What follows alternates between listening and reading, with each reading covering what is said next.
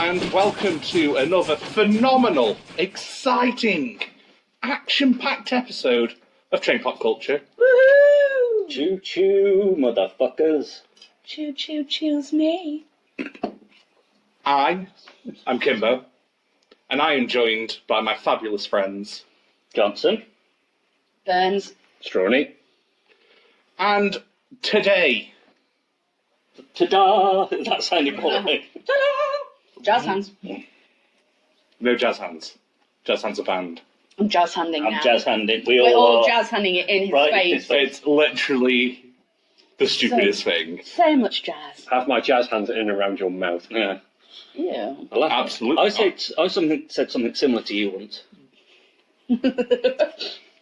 Moving swiftly on. Moving swiftly on, today we're not talking about incest. Why did you say that died? That was the stupidest thing you've ever done on this podcast. And you do stupid things every episode. And you know this is not getting cut either. Yeah. It's just me choking on The inhale joy. on the word incest. The choice of me being the editor. Yeah. Woo! Anyway.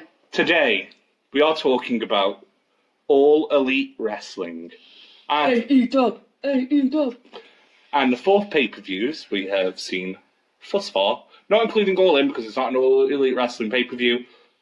Ring of Honor, baby. It was an NWA, wasn't it? Ring of Honor. Ring of Honor. Ring of Honor, and Didn't it's someone also win the NWA championship at the end of it? yes. So, Yeah, the thing with AEW though is that they're using and utilising and associated with other independent circuits, so they're able to use titles and plots going on in other right, okay. what's the word I'm looking for? I was going to say, Brands. Brands. a That's the little thought. caveat there, we're associated with a lot. Well, oh yeah. Some of them, Now not so much. associated with 1. 2? Not so much anymore. I don't know. 2? 2, because you've still got the Chinese ones, Yeah, and AAA still like them yeah. until they take Lucha Brothers permanently, and then AAA will drop them. Yeah, because they like can't it's use hot. they can't use any Impact guys, can they? They can't use, and Ring of Honor said no. NJPW have It's screamed no in their face repeatedly. Well, NJPW is just a carcass now, I assume. Like, They've still got Osprey and And Zack Sabre Osprey. Jr. And Osprey. They've just signed the guy who used to be on 205 Live, but is now better because he's not wasting his talents in WWE. 205 Live, the one that no one cares about. Hideo Itami, he's now called Kenta and is beating people up in Japan instead. 205 Live is just that kind of...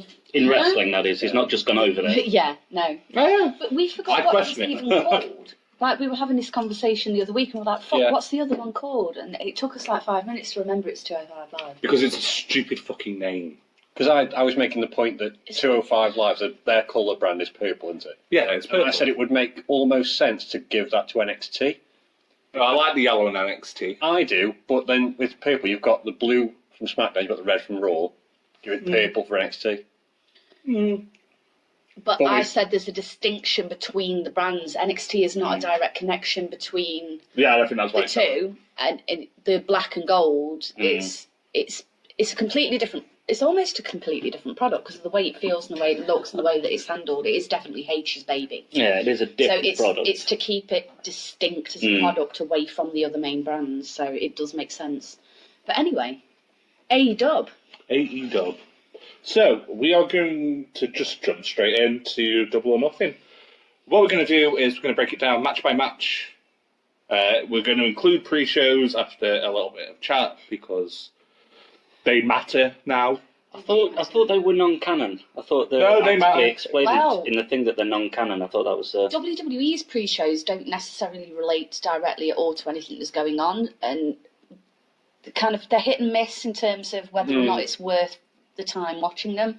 The AEW ones so far, I think that, I don't know if you'd all agree with me, but the pre-shows I think have been really, really They've good. just shown they matter, but that's They why do I'm matter. happy to talk about them.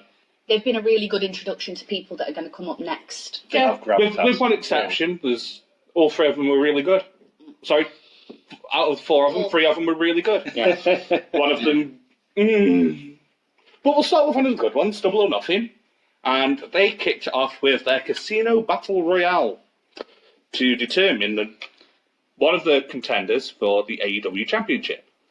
Well, spoilers are going to be throughout this. If you've not watched any AEW pay-per-views, Stop now, watch them, come back later. Yeah. Well, to be fair, if you've not seen them by this point, bearing in mind when this episode airs, what the fuck is wrong with you? Sort your life out. I'd also, unless you don't like wrestling, in which case I don't understand why you chose to listen to a I was podcast. about to say, if you haven't about watched, wrestling. if you've seen the title to this and clicked on intending to watch, but haven't watched AEW, what was the point? It's just like, oh, 2 weeks till it airs to TV. Yeah. Sort your life out. that'll get the fans on board, won't it? Yeah. We're not judgmental. What the fuck's wrong with you people? Fucking come on, man. We're not being judgmental, but yeah, watch them. They're I am. fucking awesome. But I'm, you're I'm, wrong. judging, I'm judging all of you. If you've not seen it yet, Yeah. We're not judging you, Do but it. you're wrong. That was, according to Strawn, the Namachow brand does not associate with his, and it does not belong to His opinions on his own, Yeah. and not necessarily echoed by the rest of the team. I'm pulling a Kimbo, and I'm going to say that my opinion is a fact. It's done it. Yep. Kimbo's opinions on fact is now presented by Christopher Strawn. Yeah. Oh my god. Anyway, let's move on from this little point. So So- the Casino Battle Royale at Double or Nothing was won by Hangman Adam Page, and Cowboy featured shit. our introductions to, amongst others, Sean Spears, MJF, Joey Janela, Jungle Boy, Luchasaurus, Sonny Kiss, Boom, baby. Jimmy Havoc, Michael Nakazawa, and, Oiled to hell, that man. and also wastes of entries such as Glacier, Billy Gunn, Brian Pillman Jr., and what's his face in there? Tommy Dreamer? Yeah. Yeah. Because For some reason, he's not on this list, but Tommy Oh Dreamer. yeah, because he was against Orange Cassidy, and Orange Cassidy did the leg tap. Oh, and Orange Which was Cassidy. fucking brilliant. Sorry, I forgot Orange Cassidy. How dare I? And How also, very dare you? it's really bad of me. Can someone get Frank on this? But the lesser-bodied individual who performed The guy who did 619. 619 that had no leg. Oh, yeah, him. Yeah. I don't remember his name. There was a fucking lot of people in that matchup, though, to be fair. So you've 21. You've, There's 21, yeah. you've not missed too Apparently many. Private Party was in there, but I don't remember seeing them. I'm not going to lie. I'm going to be for this recording sesh. The first two, I watched Double or Nothing twice at the time it came out because I was fucking so all over it. And then I watched the second one once, but I've not watched them again since. But I've watched the last two more recently, so I'm going to be doing kind of crawling through my memory banks for the first two. But they were fucking good, so And if I'm I- happy to go by on that. I'm sure that Private Party's debut was Fight for the Fall. Yeah, I think, did they not drop out and they were replaced by Dreamer and someone else? Yeah. That would make sense. Because they were saying, like, oh, last time they made the debut, and I was like, I Yeah. don't recall. Yep. So, Private Party weren't in there. This list is wrong. Tommy Dreamer was in there. This Yeah. list is also wrong. But we'll carry on. Which would explain why you forgot our freshly squeezed friend. Yeah, because he's not on this list either. It's not on the list. Mr. Freshly Squeezed. Your list is very different to my list, though. Although some people on your list are on my list. Highlights. Your list is just a phone book, you know that. I'm not that bad. I'm slightly more selective. I was going to ask, is there more people on your list than there is on Jericho's list, but we don't know how many people are on Jericho's list. Everyone's on Jericho's list. I think, like, at this stage of the day, like, literally the world is on Jericho's list, apart from the handful of people that turned up with thank you signs. Yeah. If you turn up with a thank you sign, you're good. It's this whole thank you. Golden Boy said thank you as well, bless him. As did it. Technically, Hangman Page did say thank you Oh, yeah. in his He promo. But not Before he ripped quite, his stitches out. not quite Oh, the yeah. thank you he was looking for. But, you know. Yeah, the Stitches thing. Anyway, Battle Royale. Woo. Highlights. A legless 619, always impressive. That was Oh, fucking yeah. insane. The Like, fact that it was, use his the hands, upper managed body to strength use needed his- for that. use his hands to push himself up to grab the top and middle rope to swing himself Yeah. round, and then essentially knee the guy in the face because it won't his toes knee the guy in the face. But that's the thing, that's what has set AEW apart. They are willing to take punts on, they've said they're all inclusive. They literally are. Yeah. They've got the world's first transgender wrestler. They've got a guy with no legs performing 619. So they literally want to include every possible person.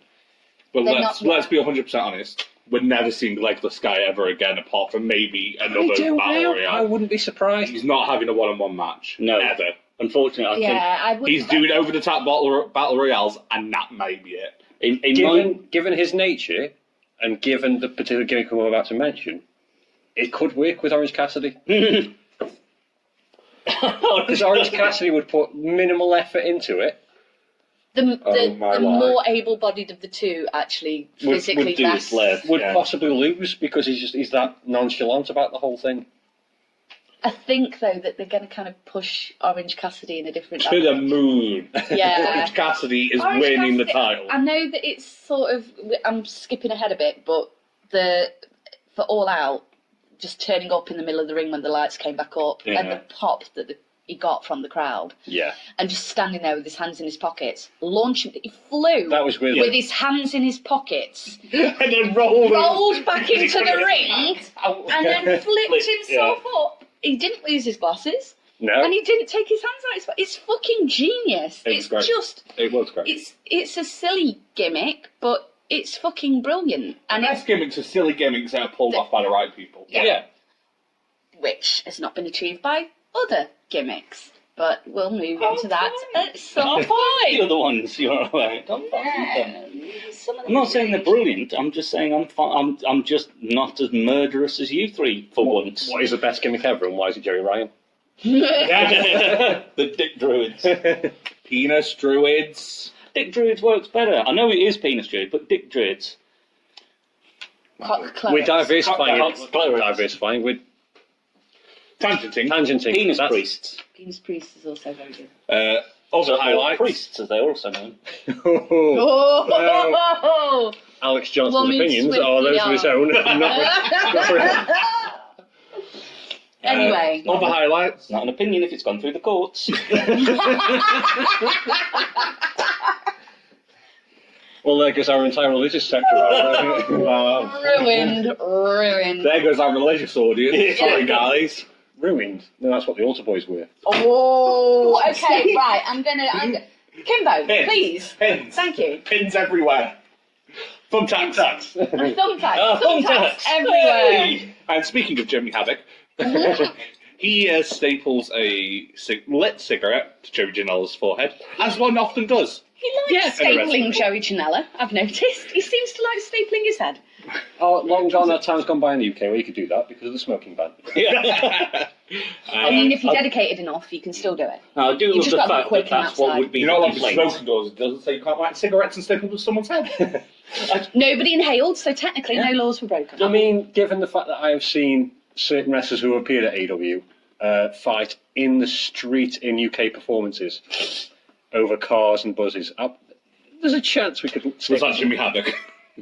I forget who it was, but it was, again, someone can get Frank on this, but yeah, there was a fight not long after Double or Nothing. See, the thing is, I can't type in "fight in the street." Yeah, Nothing's going to turn. You know the amount of Florida man that's going to turn It was up. an independent wrestling show that sprawled out into the street. Right. And they were in the middle of the road fighting over cars. Oh, I've seen the clip. You've shown me the clip. But I can't think You who didn't it was. tell me who the fuck it was. But it was you know, someone who performed at AEW. He's Double or strong, Nothing. so he gave minimal information. Yeah, he's drawn. Yeah. And I drink and I forget things. and things I wish I could forget. Sunny Kiss twerking in Tommy Dreamer's face. Fuck you, you're Sorry, wrong. Sunny Kiss is the best. I thing love ever. Sunny Kiss. That means It was more it's Tommy wrong. Dreamer that put me off. I'm going to be 100% honest. I don't need to see Tommy Dreamer's face most times, let alone with another man's ass in there. It's a good ass, though. Mm. He's got a very peachy butt. I'd make him a happy man. He'd make you a happy man. That would be too, yeah. What made me a happy man was Luchasaurus in that match, though. Oh. That man, that dinosaur. You see, when I first saw him come out, I was like, what the fuck is Luchasaurus this is out shit? as well. Hey. I didn't, I That's his looked at him tail. just That's his like, tail. cock-headed, like not getting it, and now I'm just like, I fucking love this guy. Like, I'm so on board. Like, it makes no sense. It just, if you're writing it down on paper, it's like, right, we're going to have somebody that looks like a monster. It's going to be Lucci-based, and, Lucha based. Lucha. Well, you knew what the fuck I meant. Yeah, but I'm correcting you for everyone to hear. You said Lucci based. It's Luchadori. Luchadori will do. And then it feels like somebody took a big toke on something and I went, and he's a dinosaur. And it just like, if you break it down on paper, it sounds so fucking offensively retarded. I know And then Luchasaurus' you full see him and it backstory. works. Oh, please tell. So, well, it's his real life backstory, not his character backstory. Oh, I was Not thinking- interested. Yeah. I don't give, Oh no, I don't because give a it's shit good. about It the shows rest. the evolution of how we got to Luchasaurus. Was he born in Jurassic Park? No, he was out in NXT, getting pushed, Okay. got injured, got released.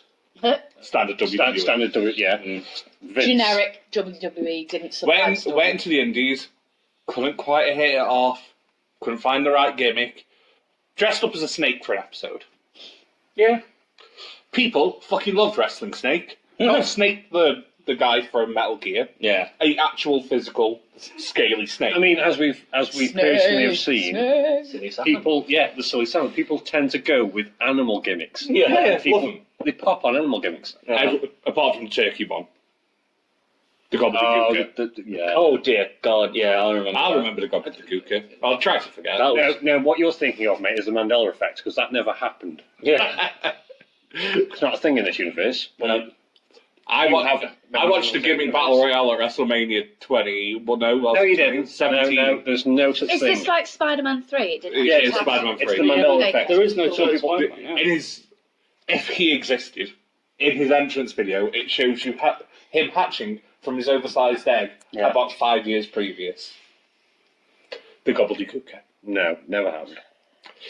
I said if it existed, Hypothetically. hypothetically. In an alternate universe, Yeah. we are not in. So, carry on. The end of the match was MJF had been outside of the ring, being MJF. Yeah. Came back in, thought he'd won. Adam Page, buckshot Larry him out of the ring.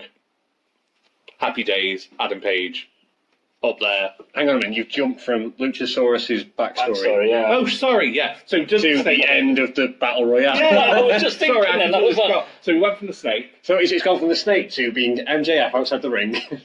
Well, that's Wow, that was a jump. gimmick change. He became another person. He shrunk. He split in two and became Luchasaurus and MJF. What? He had a worm transition. They cut him in half and he still survived. Wow. So He was much taller before that. because he liked being the snake, and people liked him as the snake. Face palm. He moved around wrestling promotions. Wrestling is a snake character. He slithered around Yeah, some exactly. promotions. sliding. Ended up in underarms. AAA. Everyone loves AAA. Great Mexican wrestling promotion. I need to get into AAA because I have. No, you don't, because Lucha Bros are leaving soon. Not if your time will take that.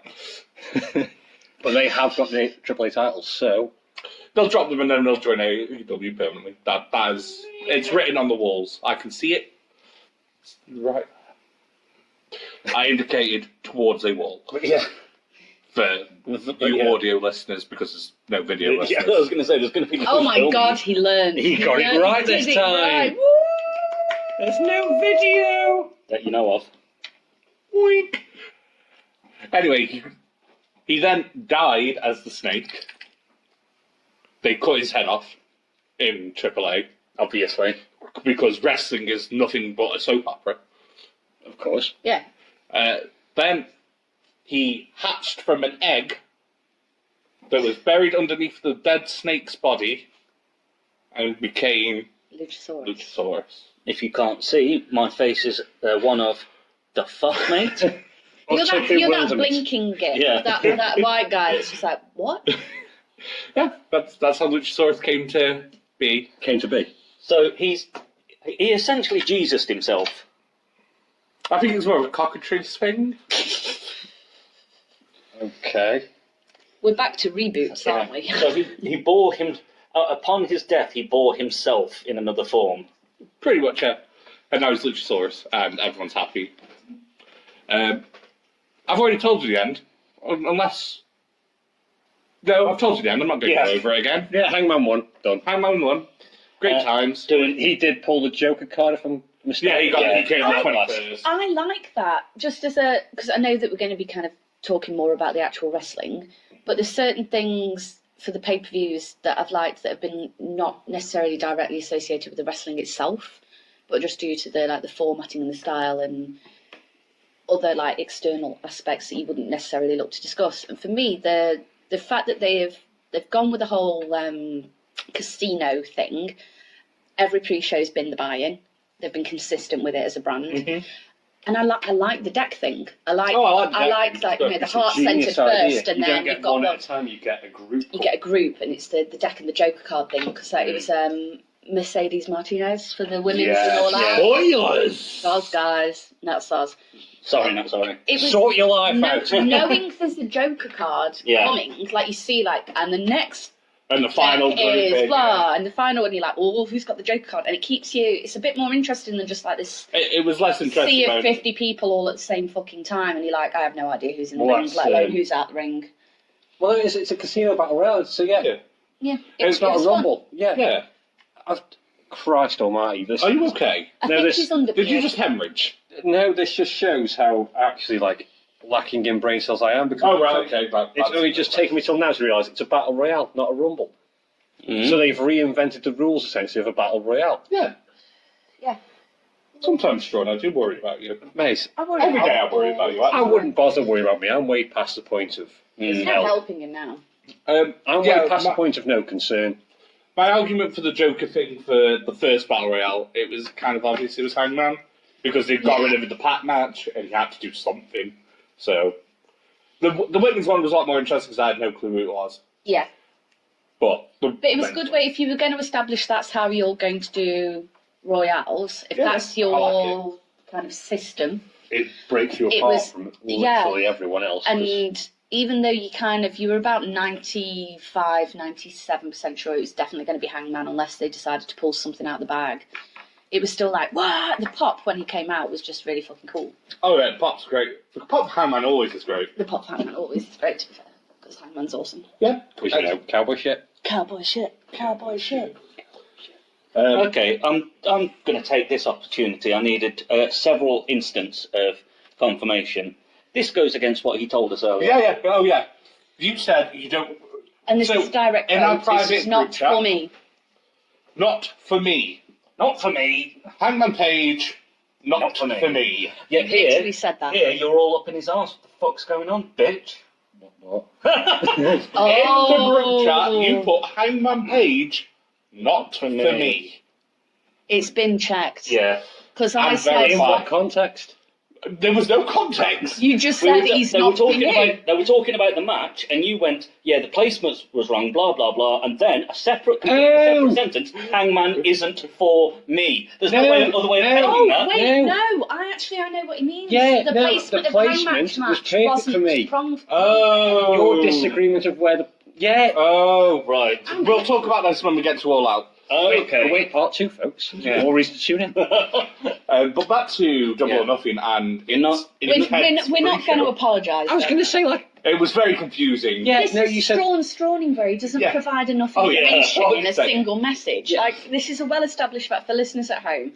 We will refer to this repeatedly. Strawns. And when Strawns, he gives you half a sentence, and then you're left to try and extrapolate what the fuck he's talking about. And then he'll proceed to give you 5 other half sentences over the space of an hour, and then send you a fucking paragraph. And it clarifies everything again. But if you just sent all the information in the first place, shit like this wouldn't happen. Yeah, but to be fair, when these chats are happening, I'm either at work or off my face. So you're not going to get much sense out of me either way. Ever. Ever. Do you know who doesn't talk much sense? Sammy Guevara and his excellent match he against... can suck my root, and not in a fun way. And his excellent pre-show match at Double or Nothing with Superbad Kip Sabian. Follow Brett. I take it we're not going to decide. Are we just going through what all the matches are? Yeah, Are we yeah. actually going to talk about No. what we felt about We're literally Royal? just going to describe the matches. Did we have opinions on it? I thought we all said it was great. We're going to describe the match and move on. No, We don't have time for opinions. I only caught sort of bits of it, but if I remember right, for a company that's saying they're not doing the cliched stuff, as it, they're not doing the soap opera style and all the cliches, they did have the cliche of bad guy hides until near the end to come out and do No. I shit. don't think they've actively said they're going to not be. They said they wouldn't do That. scripted promos. They're going to give the. Which makes so much sense when you have someone like MJF on the card. Oh yeah, MJF doesn't need fucking assistance. He's just. Did you hear what he said at an indie show? He went to a disabled kid, Oh fuck! I'm already cringing. and he went, "I'm better than you. Look what I can do," and stood up. MJF is possibly one of their best heels. He's the biggest cunt in wrestling. He's just a He's the fucking world's, arsehole. he's the world's but greatest heel. You'll love to hate him, and he's He's extraordinary because he's such a fucking arsehole. And do you know what? But you When he's doing can't stop space, you'll love watching him him. as well. He's going to be like a better version of The Miz. He is going to be... he'll never turn face. Oh, he will, 100%, because of the Cody thing. Nah, I think no. We'll come to this later. Yes, okay. Nah, Again. we're both all going. Nah, Again, nah. I'll tune in He for also part did 2 that in about with 2 weeks' somebody. time. And he's brilliant. It's on part? Yeah, it is on part 2. I'm right. I'm right. You're right. I'm wrong. Carry on. Holy shit! Can we have a moment? Can It's we just recorded. set It's the- recorded. Kimbo soundboard. Yeah, you're right. I'm wrong. So, Can we all Alex just thinks have a it's sample great. of Kimbo Oh, here we go. saying- Alex thinks it's great. Kimbo thinks it's great. Natalie, what do you think about the Battle Royale I really in the enjoyed it. casino format? I loved it. I thought it was really, really good. I think it was a great way to get everything started. It felt like there was such a lot of hype leading up to it because we all knew that this was happening and that there's all this fucking talk about are they going for WWE? Is this war? Is it not? Is it just an alternative to or something that you can watch as well as? And I think that they didn't. There were certain kind of little jibes made throughout the whole pay-per-view, little nods and little pokes, but they've not actively said like we're better than you. They've not MJF'd over. They've not MJF. They've not MJF may have MJF. MJF says, but that's it. But I MJF's to everyone. liked it. I thought it was a great way to kind of give us a good indication of what the vibe and what the feel of the place is going to be. Like Yeah. as a brand, it was a really good way of going, look, this is what we are about. There's loads of different styles and loads of different people, and Yeah. there's There's something for everyone. Yeah. you know they've not excluded. We've got kind of got Legless people. you've got a guy with no legs, and we've got Sonny Kiss, who is quite clearly He's one of the not first one of openly those. gay wrestlers. Yeah, and they're not kind of. It took Finn Balor sneaking a design out to his mate that got leaked for them to do the Balor Club for everybody. Pride. They have pushed on with it massively since then. Yeah, Only because because they they had had to. to. I was just talking about the Balor thing. Yeah. They obviously do Sonya as well. Yeah, yeah. Sonya does rainbows everywhere. Yeah, but For a they, heel, which makes no sense. She should But- probably just dress in black. 'Cause that's what all heels do. But that could it was a good like you just got a good indication that everybody you do feel like everybody's involved and everything's inclusive and that you're going to start seeing things that you've not been seeing. It's not going to just be that macho bullshit. Yeah. My one gonna be a criticism bit more of the diverse. everyone included thing. Can we stop including people who are very obviously not good in the ring anymore, please? This is For mainly example? aimed at Glacier. Glacier was not good in the ring. I like Glacier. I can't. I don't even remember who Guy with Glacier the was. water, the mist, like spitting the mist in the face, and he was like, Yeah. "Fuck." Okay. Also, I don't need to see Billy Gunn in a wrestling ring ever again. "Oh, I'm done with no, Billy Gunn. And Tommy Dreamer can stop as well. no." Tommy Dreamer served a purpose. He was used strategically. Of the three, he does the best. He wasn't there to actually wrestle. He was there to He was there to be a prop. be a prop. He was there to be utilised by Sonny Kiss and he was there to be And utilised by Orange Cassidy. And he was used and he was used well. Yeah. It got Sonny and Orange Cassidy over, which is the only reason he was there. So he was a well-used... I'll accept Tommy in that one circumstance. The other two, no, never again, please. You've now got a lot more people on your roster. Thank you, and goodbye. For me, obviously dipping in and out of WWE since I was like 10. Double or Nothing was the first one where I actively made a point of watching it rather than just like, I'll watch it when it's rerun or whatever.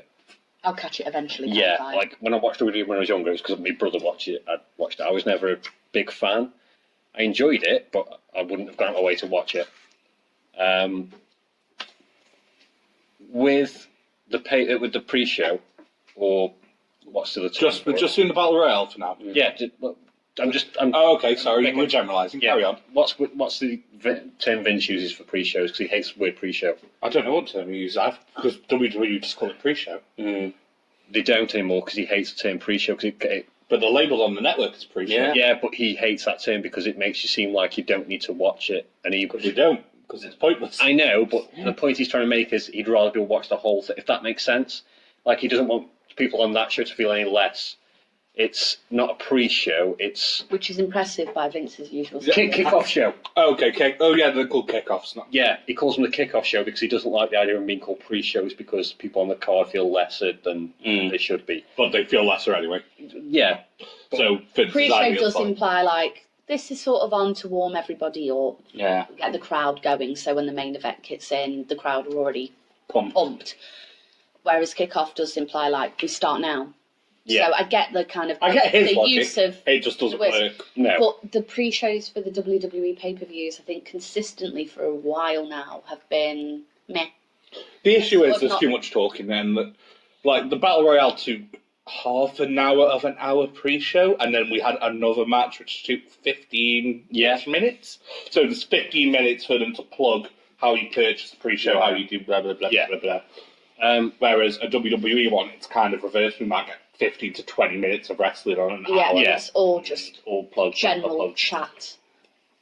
Plugging. For me, with the Battle Royale, it was a case of... I know you said that you didn't care much about Billy Gunn and all this, but it was more the fact they were making a statement. They were just like, yeah, we've got people like Billy Gunn in the ring. This is our first... We've got enough of a pull to get them to just do a guest spot. Yeah. This is our first Billy ever Gunn works for AEW. He's in the creative. Yeah, but the fact that he signed them in the first place. Yeah. Okay. And even like when you get in people that are just going to come in and be utilised in a And specific take a way, bump. like is it on On Anderson? Let's talk about Double A later, though. Oh fuck yeah! Part two that again. Part two. But like But wait, there's more. It's very fucking unlikely he'll ever be back. But you can get him. AEW have enough pull to get guest spots and to use wrestlers in a token way just to push their regular stuff forward. They showed that immediately. They've got wrestlers of Hall of Fame caliber to take bumps, which I doubt WWE could pull off now, especially in how they treat Hall of Famers to a degree. They're either like, you either do a full match or you're just, we'll use you to pull a crowd. AEW just went, right, by the way, we've got these guys signed for just do creative stuff. But it's going to be like, just there. Just Orange Cassidy's going to just do unbelievable kicks to Tommy Dreamer. It's a massive fuck you to Vince. Yeah. Also, if you could get Tommy Dreamer to imagine that conversation, like Cody going, right, Tommy. So basically, we want you to get two guys over. One's a piece of piss. It's going to be hilarious. He moves like a sloth. And he's going to just kick you on the ankle, and it's going to be this big fucking pop, and it's going to be hilarious, and you get to shove him, and then he'll pop back up, and then he's done. The other one, imagine having you're going to get a guy in hot pants, twerk in your face, and then piston your face into his butt. They managed to talk him into doing that. Like, how the fuck do you talk somebody of that caliber into doing something that's silly? And it's literally a grab of like, listen, we're going to use you to do this because we want these guys to go over, and we're not expecting you to do a full match. We're not expecting you to jump through hoops for us, but just will you do this and get these guys over, and then you can fuck off and go backstage, and we'll pour you a drink, and you've done your job. And they're paid for it, and I think because they're being more sort of. They're showing humility. Yeah, they're more concerned about the product as a whole. They're not going to just use Hall of Famers to get butts on seats because they know that their own roster is enough to get butts on seats if it's used well. And so they're using like these kind of icons they're using of the Hall wrestling. of Famers to get the indie guys over, so that the Hall of Famers can just stop there and then. And it means that you're not going to fall into and it's something that we've spoken about kind of privately and in other things that we've planned for this podcast. WWE have a bit of a nasty habit of using their icons and their Hall of Famers to death and using them when they need to have already been stopped used. Like Undertaker, there's matches that he's been kind of pushed into doing that he should not have been pushed into doing.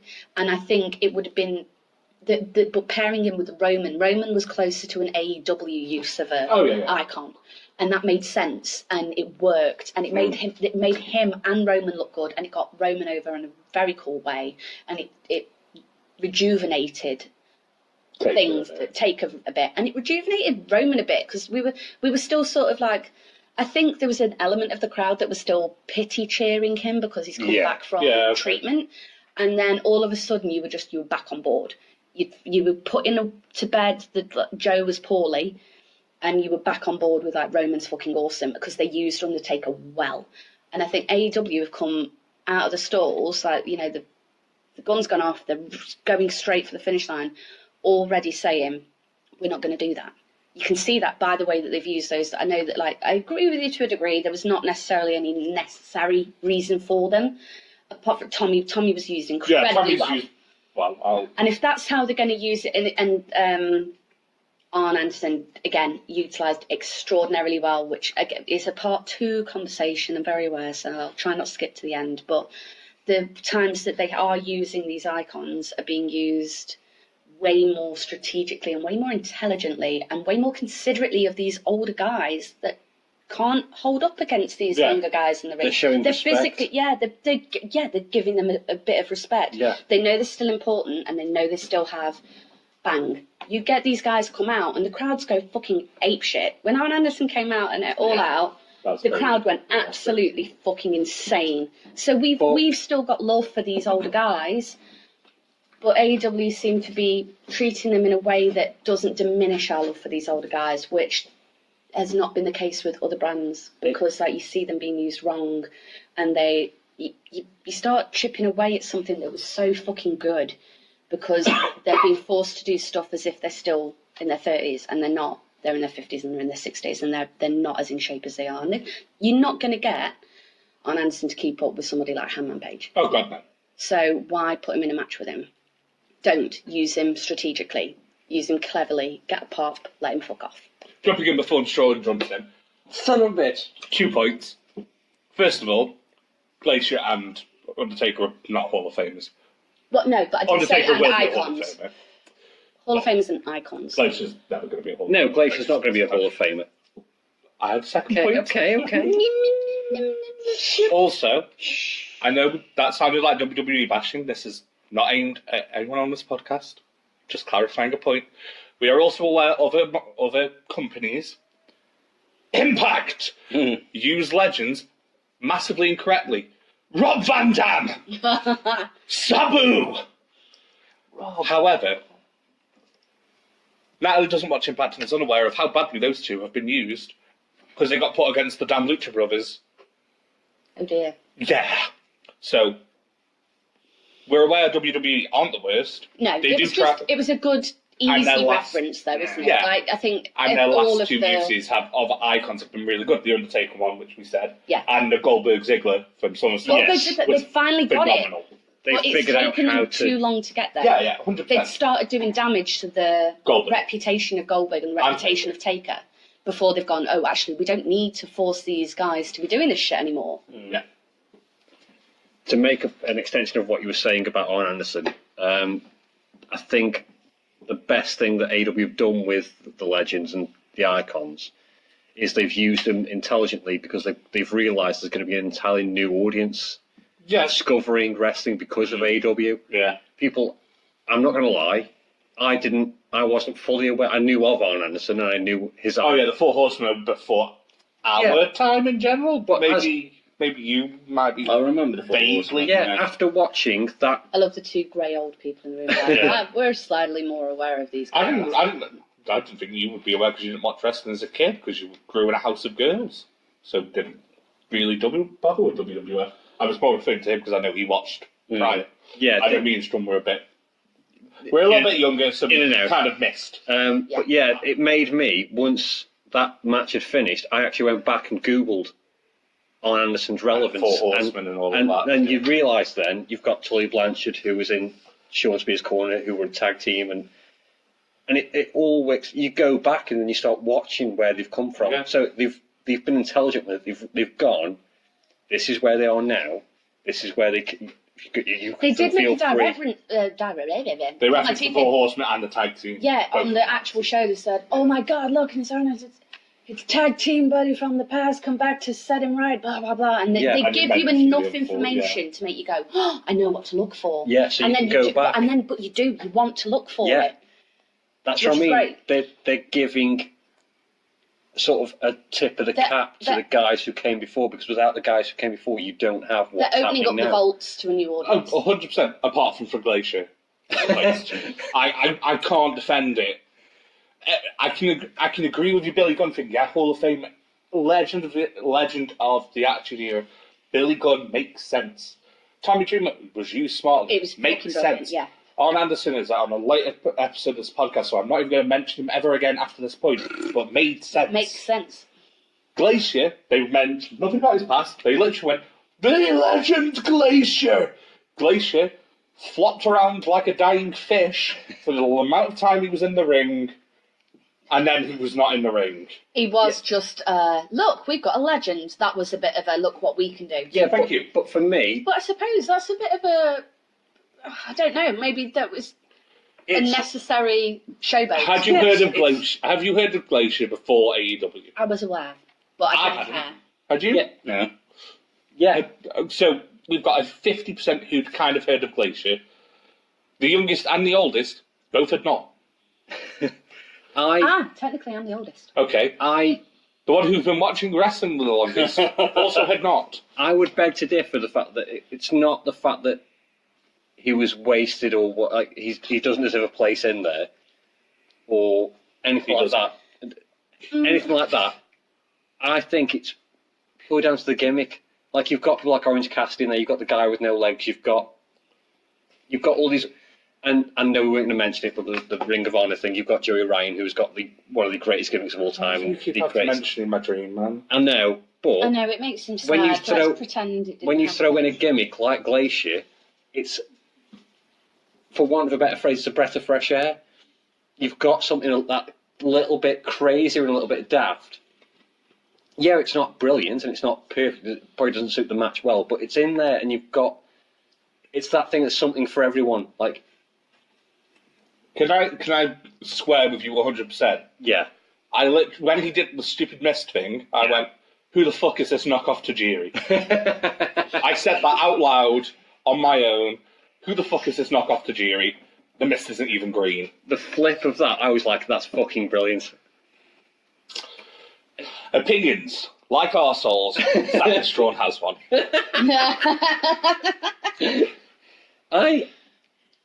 There's a coming from the wrestling world in the sense that I'm a backstage member. Brag. No, it's not a brag. It's just Plug. Oh, Strawn also name drops some product places. Yeah. no. It's just it's always refreshing to see another gimmick. Like in a world where there's got to be like millions of wrestlers. Probably. When you think about there's how many indie promotions in every country. Yeah. There's got to be millions. To come out with something that's so unique. But it's because Tajiri did it better. Shall we move swiftly on? Yeah, we're just gonna. You seem to be going in circles here. So yeah, Hangman Page won the Double or Nothing. If you haven't guessed by the fourth time we've told you, Hangman Page 100% won. So from there we go to where? As I said, Superbad! Sabian yeah. versus the Panda Club, Sammy Guevara. Oh yeah, because I got pissed off by Sammy Guevara. Aptly known, because Kasabian are super bad. Kip Sabian. Kip Sabian. As a UK gentleman, Kip Sabian is one of my favourites. I like Kip Sabian. He does. How many stone does he weigh? Yes. He doesn't tell us how many. He goes in pounds, unfortunately. That's why I love Havoc. Yeah. Havoc is 14 stone. And How much is that in pounds? Like 185? No. Absolutely not. Havoc, fiercely British till the day he dies. Yeah. Which will probably be in about 2 months. Yeah, actually, that's a fucking valid point. However, Kip versus Sammy, which is the relevant point we're trying to make, Was it a great match? Really great match. I just don't. Lips. I don't care for either of them. I think that's my biggest issue. Like, if I don't get on the back of one of the... That sounds... Wow. Sean likes getting on the back of many men. Many men. If I Many can't... men. Again, I excuse the terminology. If I can't get behind one of them, I just can't... I don't know, I can't engage with it. And neither of their personas and gimmicks and anything like that, it hasn't engaged me straight away. Like, the Battle Royale, straight away I was like, Hangman, yes. No Legs Guy, yes. Orange Cassidy, yes. All of them. Luchasaurus, fuck yes. Yes. Kip Sabian and Superbad, and Sammy Guevara. I got straight on with Kip. They're Sammy mid- took me another match to kind of get on board. Yeah, with. they're just the mid card for me. They're jobbers, but I think Kip's going to be up the card. oh yeah, I look forward to being proved wrong. Don't get me wrong, but Sammy, I think might have a point. yeah, Because I don't see where he fits. don't get me wrong. I can't wrestle anywhere near as good as those guys can. But for me, their job is their mid card. They flip for days. Yeah, but so do a lot of people. Alex, you have opinions on Superbad versus Panda Man? Do I? That was my question. Do you have opinions? I thought from that, I thought you said I'd spoken earlier or something. Oh no, just question. I didn't catch much of the pre-show. No, this is main event. Oh, is it main event? No, this one's still pre-show. Yeah. I'm just throwing in, I had Frank on it. The guy that did the 619 is called Dustin Thomas. Dustin Thomas. There we go.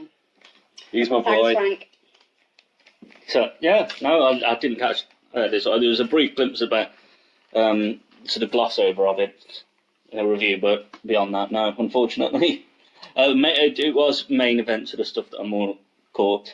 It's okay. It was all right. Yeah, I've got no kind of really strong opinions about it. I thought it was interesting. A really good introduction to both gentlemen. Yeah, it was. I think kind of across the board for the first couple of shows, you got really good introductions to who people were, what they were about, what they're going to be doing. They've set up kind of hints or nods or outright beefs with people that you know are going to be storylines moving forward when they eventually go on air and they're doing their regular TV slot. I think they've been very good at doing generalised intros to people, and I think this match was a really good example of that. Like, you've got a good idea of what they were about and what they can do and what they might do moving forward. And I don't think I was bored at any point for the whole pay-per-view. Categorically I wasn't. I really enjoyed the whole thing. Like, No, the whole pay-per-view. the whole pay-per-view, like Double or Nothing, was just fucking extraordinary from beginning to end, including the buy-in, which was impressive for me because I think we'd watched the last few pay-per-views we'd watched for other brands up until... There's always a lull. Yeah. And in future AEW pay-per-views, there's a definite lull in at least one match. In each individual one. I think it was a really, really good. All guns Yeah, Double or Nothing. fired. They went out hot and fast, and it was good. Kip Sabian won. We didn't mention that. Spoilers, if you've not watched and have chose to listen to a podcast, and then listen to the Battle Royale bit, and then got to this It point. carried on, yeah. I'm not going to say spoilers anymore. There's just going to be spoilers. But yeah, Kip Sabian won. Great times were had by all, apart from Johnson, who didn't really watch it. Yeah. We're moving to the main show, and we're opening with My Best Friends and Yours, the Best Friends, against Angelico and Jack Evans. Angelico. Oh my god, I can't remember which commentator, I think it was Golden Boy, tried to say Angelico last night. Well, I watched it Saturday last night, night, yeah. Saturday night, but I had to catch up. No, it wasn't Saturday night. It was because because we watched. No, that's what I'm saying. I watched was it on last Saturday night. night. But it wasn't Saturday night. Yeah, it was so- Saturday night. No, was it? Yeah. Shut the fuck Is up it not- and let me finish my Is it not sentence. Fight for the Fallen? Bitch, No. if you let me finish my fucking sentence, Golden Boy was on Fight for the Fallen. I'm just He gonna... was. Just No, gonna he wasn't. It was Thingy. Can we just... It was Alex Marquez instead. Yes, it was. I've covered his mouth because he's being fucking useless. Alex Marquez did Double or Nothing and did Fight for the Fallen. Yeah. Golden Boy did Fighter Fest and All Out. Hence why only like 50% of the commentary AEW does. So, am I allowed to finish my sentence? Sorry, bitch? I do apologise. Sorry, I had to correct him as well because he was just being rude, interrupting you. Thank you. So yeah, one of them, I think it was Golden Boy that did it, tried to say Angelico, and he was like, Angelico, Angelico, and it was just really obvious. But it was kind of cute that he, at least, like, he didn't just commit to the mistake. Yeah. He went, oh no, I fucked this up. Fuck it, I'll fix it, and they went with it, and I quite like it. I like the commentary team now. Intersecting just before we move on, Golden Boy has made the move from watching esports to professional wrestling commentary, and has done such a phenomenal job. He's good. He was on seems Double or like- Nothing, so this point isn't relevant. No. However, because it was is for later. mentioned, It is for later. I just need to praise He just him. seems like genuinely excited Oh, yeah. to be there and be. He's kind of like the antithesis of JR. JR knows what he's on about, but sometimes he sounds like, I don't really want to be here. Seen this shit. Yeah, exactly. I've been doing this. He's since I was still say that. he's still Whereas- really funny though. Whereas Golden Boy's kind of between them. Golden Boy's excited, but possibly lacks that wrestling knowledge a bit. Yeah. And then you've got Excalibur, who is the best of both worlds. Just so good. Yeah, so Best Friends versus Angelico, and Jack Evans. Trevor and Chucky Taylor are the best things in tag team wrestling Sexy right Chucky knee. now. Sexy Chucky T with his sexy Chucky knee. It's the most ludicrous. Like, I've heard forgetting some. just how many gimmicks AEW actually have. Oh, mate. Not just AEW, mate. It is just kind of wrestling. widespread, Yeah. but like Sexy Chucky knee as a name for a move. I remember your face when you first heard that. You I was just like, what the fuck have I just were the heard? white guy blinking, just like. Okay. The funniest thing about Sexy Chucky Knee is it isn't even performed by Sexy Chucky T. Trent Barrett hits the Sexy Chucky Knee. Of course. Instead of Sexy Chucky T. Fuck's sake. Wow. It's just. Has Sexy Chucky T ever received a Sexy Chucky knee? No, because him and Trent Barrett are best friends. Why would they wrestle? No, because sometimes botches happen. Well, not botches, but people get thrown in the way and things happen. Absolutely not. Sexy Chucky T would never receive a Sexy Chucky Knee. I was going to say, Because Trent Barrett is his best friend and they hug.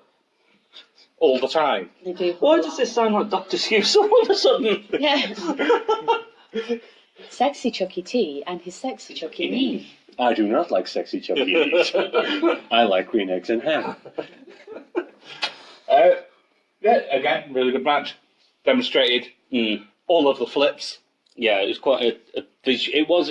It says about a TV show, but you know what I mean by it was a very visual match. Yeah, You know, it was all. It was it's, acrobatic, visually engaging. Yeah, there was no. Yeah. There's not really any story to the match. No. It's literally. It was show. Flip, flip, It was flip, showboating. Yeah, It was showboating is more what I'm. Yeah, It's all aerial and it's all gymnastic and athletic and it's very yeah. kind of high octane and fast paced and there's lots of jumping around and there's lots of rope work and Yeah. it was very engaging. It was good for anybody with attention deficit disorder because it was just something that was constantly happening. Movement forward. Some of the matches are a little bit less like that. I think there's a really good balance between the ones that are really kind of just like everything's There's happening. matches for your eyes. And then there's matches where Yeah. you just sat there like holding something, trying not to see everything, but you can't look away and you're not comfortable because they're just fucking brutal. And the thing, and it's slightly, we'll come back to the point. Naturally, I'm going off on a tangent. Shock. But I've noticed more that the women's matches are just as fucking brutal as the men's. Like some of the stuff They that are was happening. so stiff. Yeah. Some of the punches. And so are all to the men in that the watch early them. one, but the women's I match. apologise for that. Again, I don't want to kind of go on to All Out yet because I know that we're going to talk about it later. But the All Out match, I think there was a distinct improvement in the women's matches because they seemed a bit more. They were just brutal and they were gritty and they were nasty and it was just a bit more kind of like they weren't just being prissy sassy girls that were there to kind of do slaps and go oh no and squeal. Like there was kicks to the face that just made me really fucking wince. Like Britt Baker probably got used the next day to reset some teeth. It's just after She was too busy arguing with Adam Cole on Twitter. Yeah. he set up a gaming station in their house. Britt Baker and Adam Cole are a couple. For those who were not informed, I wasn't until I googled it. I was like, oh, well, that's. hence the Will Ospreay. Yeah. I had to Google both things at the same time when I was watching Fight for the. However, surely Bea Priestley is taller than Will Ospreay. I'd imagine She's somewhat younger as well, because no, they were both very early 20s. I was going to say she's 23. She's so terrifying. He She is scares terrifying. the shit out of me. They are both very. Get Frank on very it. Bea Priestley. Beard Priestley. B-E-A. B-E-A. Bea Priestley. What? Bea Priestley. B. Priestley. B. Priestley. Yeah, but back to our best friends. Again, very, very strong match. So, hang on, Frank's just handed it to me. Is this Bea Priestley? That's the badger. Yeah. Her hair's she's got green tips now, not red. Yeah. But and you were saying you're just scared of that one. I She's can see her sort of being oh, scary. right, She's also very pretty. She's No, I was very gonna say pretty, she's but In a terrifying way. in a terrifying way. But the new look, like the heavy bangs, I'll have to try and find a picture of her In homage. with her new hair. She sort of looks a little bit more threatening somehow. It's a less soft look because she's got the really heavy blonde fringe and it's black hair and dark, like it's emerald green tips. Yeah. And there's her in the is it Britt Baker? That's going to be fucking interesting moving That's going forward crazy when it starts. because they face off. Well, we'll be coming up to that one shortly, won't we? Because that's one of the first. It's number 3, so it's on pod 2. Motherfucker. Fight for the Fallen. It's Oh, wow. becoming like that book. If you read a book and you read page 1 and read the last page, because we're going to just need to skip the entire thing at this rate. Yeah. I want to see how it ends. Yeah. So she's going out with, I talk about Will Ospreay a lot. Cheeky Nando's guy. Rings a bell, yeah. Ospreay, yeah. Okay, now. The fact Gothic Bea Priestley and Cheeky Nando's Will Ospreay are a couple makes me happier than you can imagine. What also makes me happy is that we're going to just finish talking about best friends for 2 whole seconds. I'm going to summarise the group opinion. Great match. Did what it needed to do. Flips. Sexy Chucky T. Trent Beretta. Great times. But we move on to a less great time. We move away from Sexy Chucky T and his Sexy Chucky knee. And we move to the SCU versus the Strong Hearts, the team of Seema, T-Hawk and Lindaman. Before we start, I have one point I need to make because it's going to colour everything else I ever say about SCU. I fucking hate Christopher Daniels, he's shit. Oh, thank fuck for that. I'm so sorry. I've been sat here thinking, oh, he's going to stab me in the face because He's so... I don't get it. I don't understand. SCU is not a fucking... They've got a name as a tag team. You'd think it'd be cool and hip, they're just It's old Chris men. Daniels with 2 backup dudes, and Scorpio Sky is objectively the more interesting member of that He's the threesome. most... Frankie Kazan is more interesting than Christopher fucking Daniels. And I don't get the fucking Queen thing either.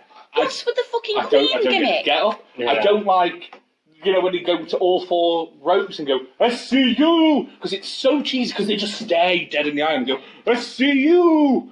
Like, how tag teams used to come, get over is they'd shout something and, just generically in the Yeah. ring.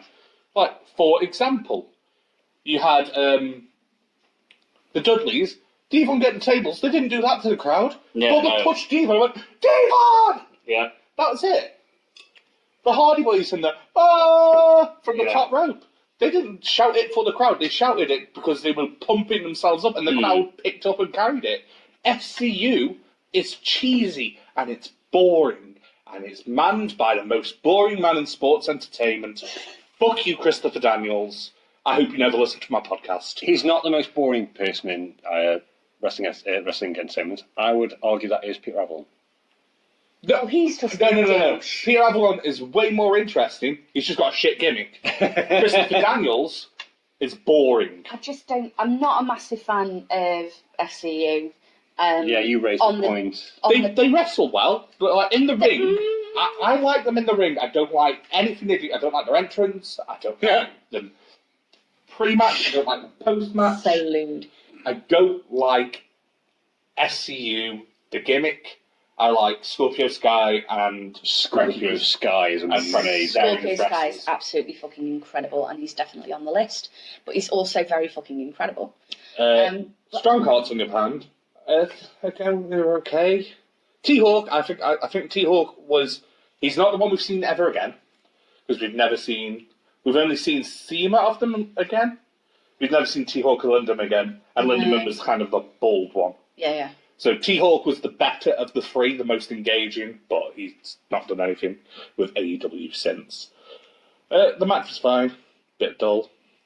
I think my main bugbear is it. It's Christopher Daniels. From the get-go. Like, if this was my first introduction to SCU, and I found myself then going, I don't get it. This doesn't feel like a tag team to me. I don't get tag team vibes off it. They're not... Like, you've got to think, like, there's people like New Day that go under a unified name, and then you see them as a unit, and you get a unit. Like, they don't necessarily push any one of them harder, apart from, like, until recently, because Kofi... But they don't push... But they still don't push Kofi over anybody else. The fact they're a trio. Fuck yeah. They're not individuals. And then you've got, like, was it Jurassic Express?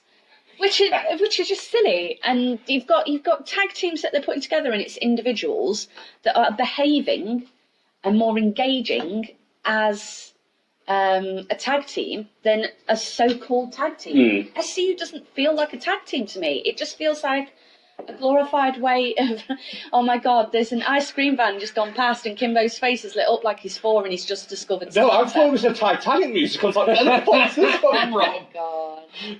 Oh, I'm sorry, but anyone who hears the Ice Cream Man and doesn't get excited is soulless. That is true. You have to get excited. The Ice Cream Man. Oh, for our American viewers or anyone that doesn't have the Ice Cream Man, that's your own fault. Really we get ice cream delivered to our front door. Americans do. Do they? Yeah. Oh, of course they do. They're fat. That's the American audience, God. The views expressed by Alex Johnson in this podcast are not necessarily held by the rest of the podcast. Bearing in mind we already have an American audience. Well done, mate. Well done. Thanks, the three of you. I was going to say thank you to the three of you who actually do listen to us. And our Indian fans. India fans. We don't know how to say hello in your language, however, we love you. Thank you very much, everybody, actually. Thank you for That's a good doing the shout-out needful. moment. Thank you for continuing. Oh, fucking hell, Johnson. Let's move on. I didn't know. I mean, moving on means talking more about SCU versus Stronger Hearts, which is the weakest match on the card. By a country mile. No, because there's women's matches and they were also bad, but it's... Sexist. No, it's all sexist, because the next match is the best women's match. It just gets steadily worse from there. Yeah.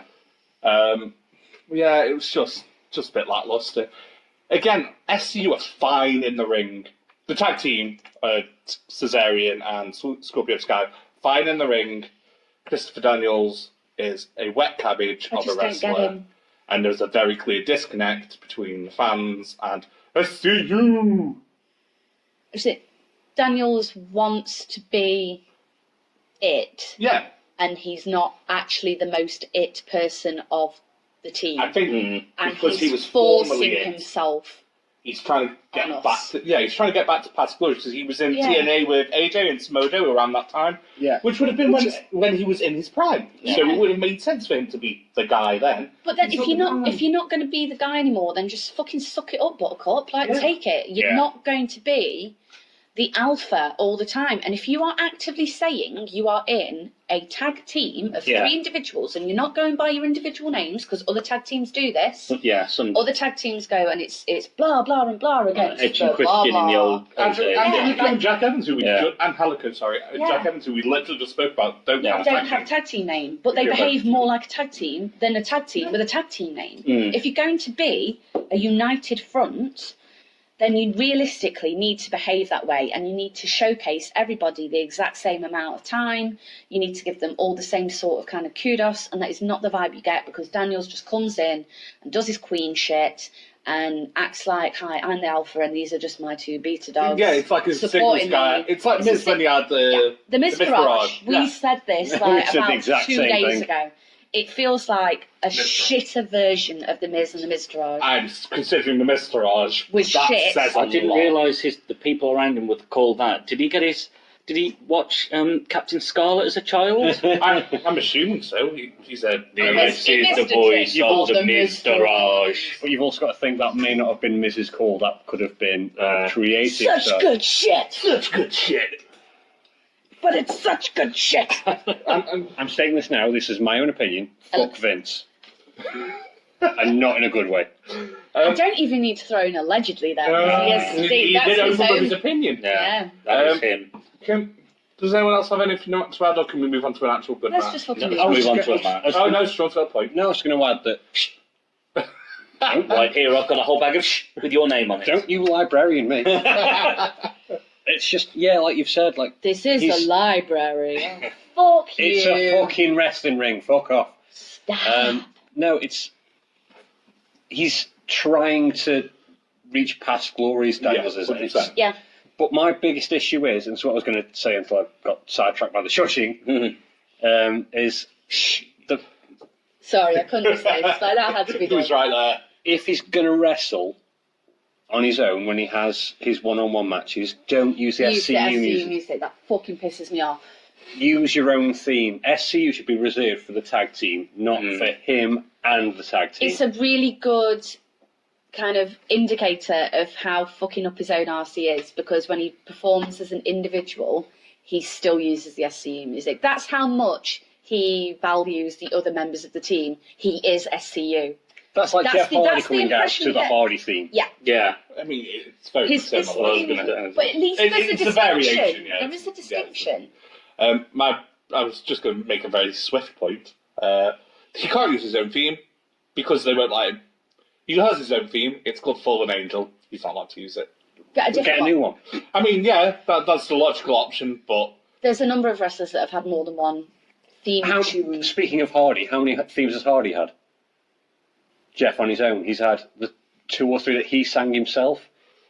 I know he had different ones when he was in Impact. I don't Yeah. know. In WWE, I only recall him having the Hardy Boys one and the one he's got now. I can't He remember. Triple sings- H has had he more sings than his one. Triple H has had like 4. Oh, yeah. It's, 2 Motorhead ones on top as Yeah. well. They are paying royalties for that man. Forever. Well, yeah. Anyhow. So, moving swiftly on. Next up, we have the best women's match on a 2-woman match card. Aja Kong, Yuka Sakazaki, and Emi Sakura versus Hikaru Shida, Riho Abe, and Ryo Mizunami. Well done on the names. I tried really hard. That wasn't an easy card to Yeah. read out, to be fair. So, high five, Brian. Yeah, I thought this match was great. Yuka Sakazaki is one of my favourite wrestlers up and coming. She is the magic girl in the baggy The one MC Hammer pants. Yeah. I think she's great. Hikaru Shida was on All Out and fought Riho Abe on that one. And Riho Abe is Kenny Omega's mixed tag team partner. Why do they keep telling us? Yeah. They've mentioned that a few I times. don't know if they've mentioned that yet. Is she his They've tag team got- partner? They mentioned this. Yeah. On was this in a when pre-show or when something? Kenny Omega chooses to wrestle mixed tag team matches, Rio Abe is his partner of choice. Oh my god, I did not know that. I mean, I think I've taken that verbatim out of JR's mouth. Yeah, I thought this was really good. I really enjoyed it. Aja Kong's a little bit slow.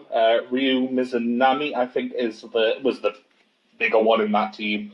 But these women are waifs, so Yeah, they're all fucking tiny. they're all tiny. So they kind of had a thing.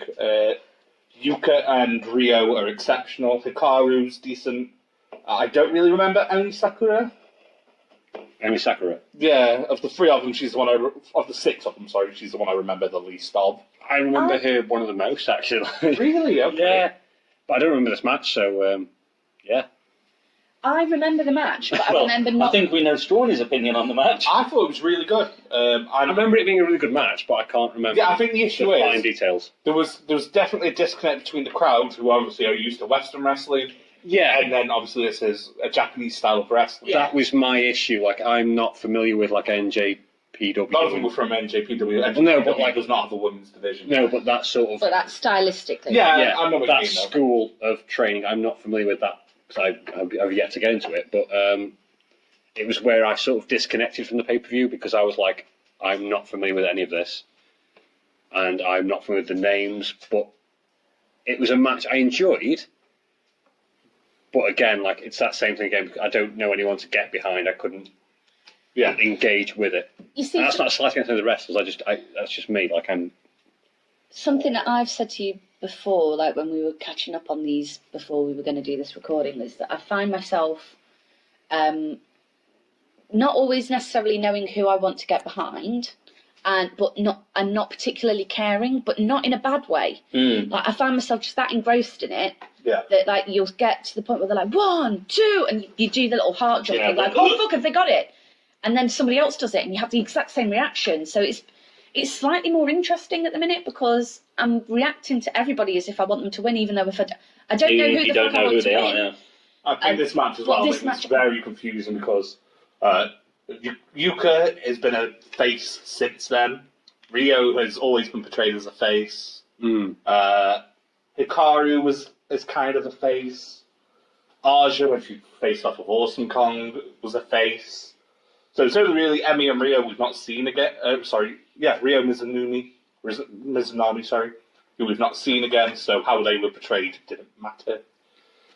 But yeah, I thought it was a good match. Just a bit of a disconnect, and then everyone doesn't know what's a face and what's a heel. So didn't help the disconnect. I was going to say, it did seem a bit out of the ordinary that they basically had a Japanese wrestling section in the middle. It wasn't a mixed. It was basically a. It was predominantly. It was essentially. It was like you're channel hopping through a wrestling channel. Then you went, right, I've just watched that one. Next, and some Japanese wrestling. I'll watch that, and then you cut back to the Western wrestling. I think this is very obviously Kenny Omega's influence on the promotion. Yeah. Kenny's very into his Japanese women's wrestling. again, they're being really intelligent with it because you, like I've said with the Hall of Famers, you're introducing a market to somebody that they wouldn't necessarily have touched upon before. Yeah, you've got people who know them already, who have a dedicated fan base, and you're going from those to people who don't know it. Like, I'm going to go out and say, no, I'm just new. I knew all no. Yeah, so we're now going to go back and we're going to figure out who the hell they are, where they've come from, and I made an argument earlier. I think Rio is the best female wrestler on the planet right now. I think she's phenomenal. Is this the wee waif that has like the pink tutu and she comes out in the the Kenny Omega tag team partner one. I think she's absolutely excellent. Oh. And I also thought Yuka is excellent. I would watch Yuka wrestle. Yuka, I like. Rio, I struggle with. I think there's occasional moments where I watch her and go, oh, fuck yeah, bitch, that's fucking sick. But I generally I've got nothing against the girl. I think she's technically fucking very, very good at what she does. But I just can't get behind her. I just find her there's a bit of a disconnect for me, and it's not because I'm not aware of who she is, because I try to come into these pay-per-views like really open-minded, trying to be very objective about it, just looking at them on face value. What did I get from it? And for me, for her, the times that I've seen her across the pay-per-views that we've watched, at no point am I ever like, yeah, no, good on you, girl. Good on for winning this, or good on for doing that. I just don't care. Like, I don't particularly... She just does nothing for me. Like, I don't get any spark or anything from her. Like, when she does something that's really impressive, I kind of go, yeah, that was cool. And that's it. Like, she doesn't set my heart on fire. And I think some of the other women get more of a reaction out of me, whether it's I don't fucking like them or like, yeah, fucking come on, you're badass, like, kick ass and take names, bitch. Like, but I get none of that. I find she's just so kind of twee that I don't engage with her. I think she's too twee to engage with properly. I have moments with her, like especially like you can tell that she trained in the same schools as Prince Devitt. I say that name because that was who he was. That's the association. You notice a massive correlation because of the foot stomps. Yeah. Not the foot stomps, but the coup de grace. Yeah. What it has become. But the full-on double stomp. And it shows that they've learned the same sort of schooling. That's when I'm like, holy hell, this girl's amazing. Yeah. but at the same time, I'm still disengaged enough. But I think, again, I can't be proven wrong when I see more of her and learn more of where she's come from. I think given this moment, the fact I've only seen the four reviews, there's not been enough moments for me to go, wow, she is up there for me. There's just I mean, even like the single match that I've seen her in, I've really struggled. The singles match she was in was not a great showcase for her. But that's for part 2. Is anything going to be for this part? The bits we've just said. All of this stuff that we're meant to be talking about, but keep forgetting to. I don't think there's really much else to add to that match. No. It was a perfectly all right match. The thing is, it was a solid match. It wasn't a bad match by any stretch. It was a solid match, and it got you through what you needed to get through. It ticked every box. Yeah, it introduced the people, it introduced the style, and it showed you what it could do. And it was everyone. No one went away going, "Oh, that was boring." Everyone sort of went, "Yeah, that was fun." Wasn't it? Yeah. That was a good match, wasn't it? That was I'd like to see interesting. these people again, yeah. Exactly. It does what it can do. It was like, yeah, brilliant. I want to see you. It was another AEW tick box exercise, almost like, look, these are the people that we've got that do this, and this is the different style that we're going to be showcasing moving forward. It's not all going to be standard westernized wrestling. We are going to be doing these other styles as well, and here's a good example of how that works. Yeah. It was an extraordinarily well placed piece to show that we're going to be doing the Japanese style of wrestling, and we're going to be seeing that kind of dynamic, and it is different in the way it feels. And it was a really good example of an alternate route that they're going to be taking alongside this other path. We're going to be working in tandem, sandwiching that between events that are a bit more Western. Funnily enough, the first ever pay-per-view introduced the style of the upcoming company. It let you know, they put events on of all the different types they do with all the different styles, and basically went, this is what we're going to do, do you like it? And everyone went, yeah, it's good. So which is why they've managed to do so many more pay-per-views since. Absolutely. We move on to the Western styled women's match. Britt Baker, DMD, versus Nyla Rose versus Kylie Ray. Kylie Ray is she the one that's no longer going to be? She's like spinal problems. Spinal problems have now been considered, not considered, but they've come out as being just hearsay. Tony Khan's kept it rather tight-lipped. Yeah, sort of. He's sort of been like, it's an amicable split. She's no longer with AW, but people are saying she's retired. Some people say it's mental health issues. Some people say it's spinal issues.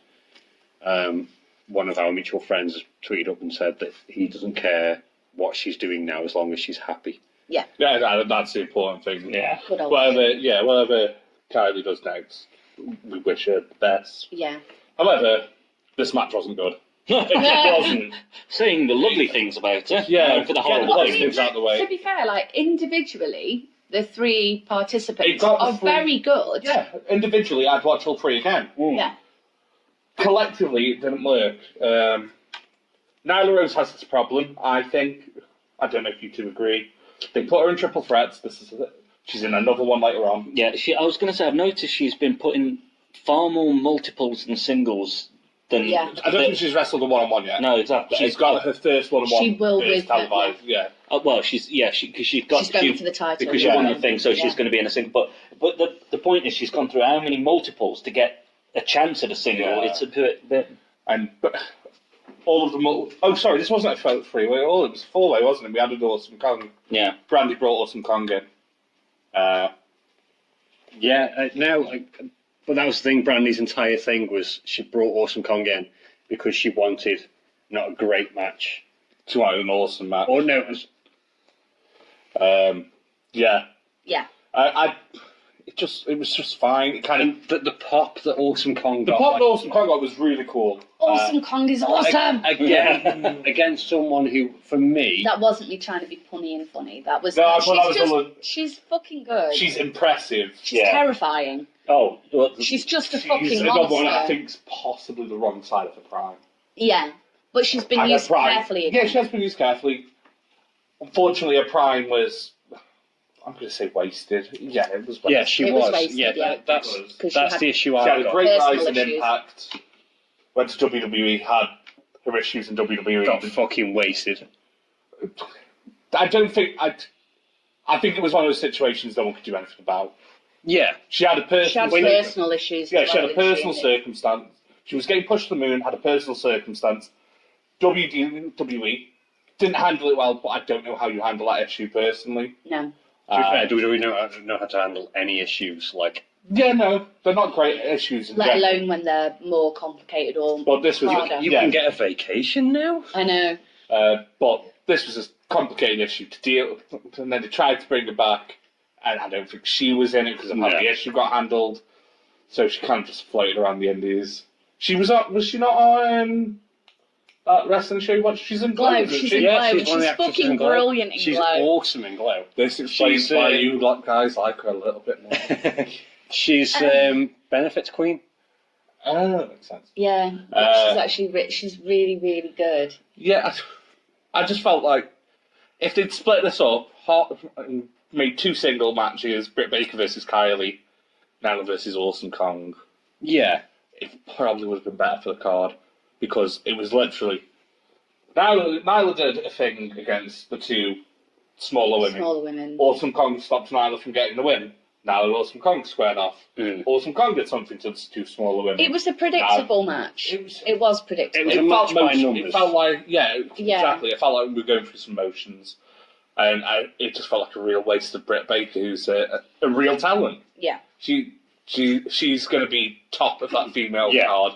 Britt Baker by far is one of the best wrestlers on the female roster at the moment for me for AEW. And is unfortunately split by her lovely other half because of the company divide. Yeah, but there's a lot of people on the roster who are in the same. I don't boat. think it's that many anymore. I think people say there's a lot. I can only think of 4 off the top of my head. Yeah, but we don't necessarily know what's going on behind Very closed. true. Very true. Wrestling. Some wrestlers aren't going to tell us who they're bonking, and that's very selfish of them because I like to fancast. I want to know who you're bonking, so I know to put on my next pay-per-view. Damn it! Yes. Kimber's opinion. I feel like Vince now. It's such good shit. Such good shit.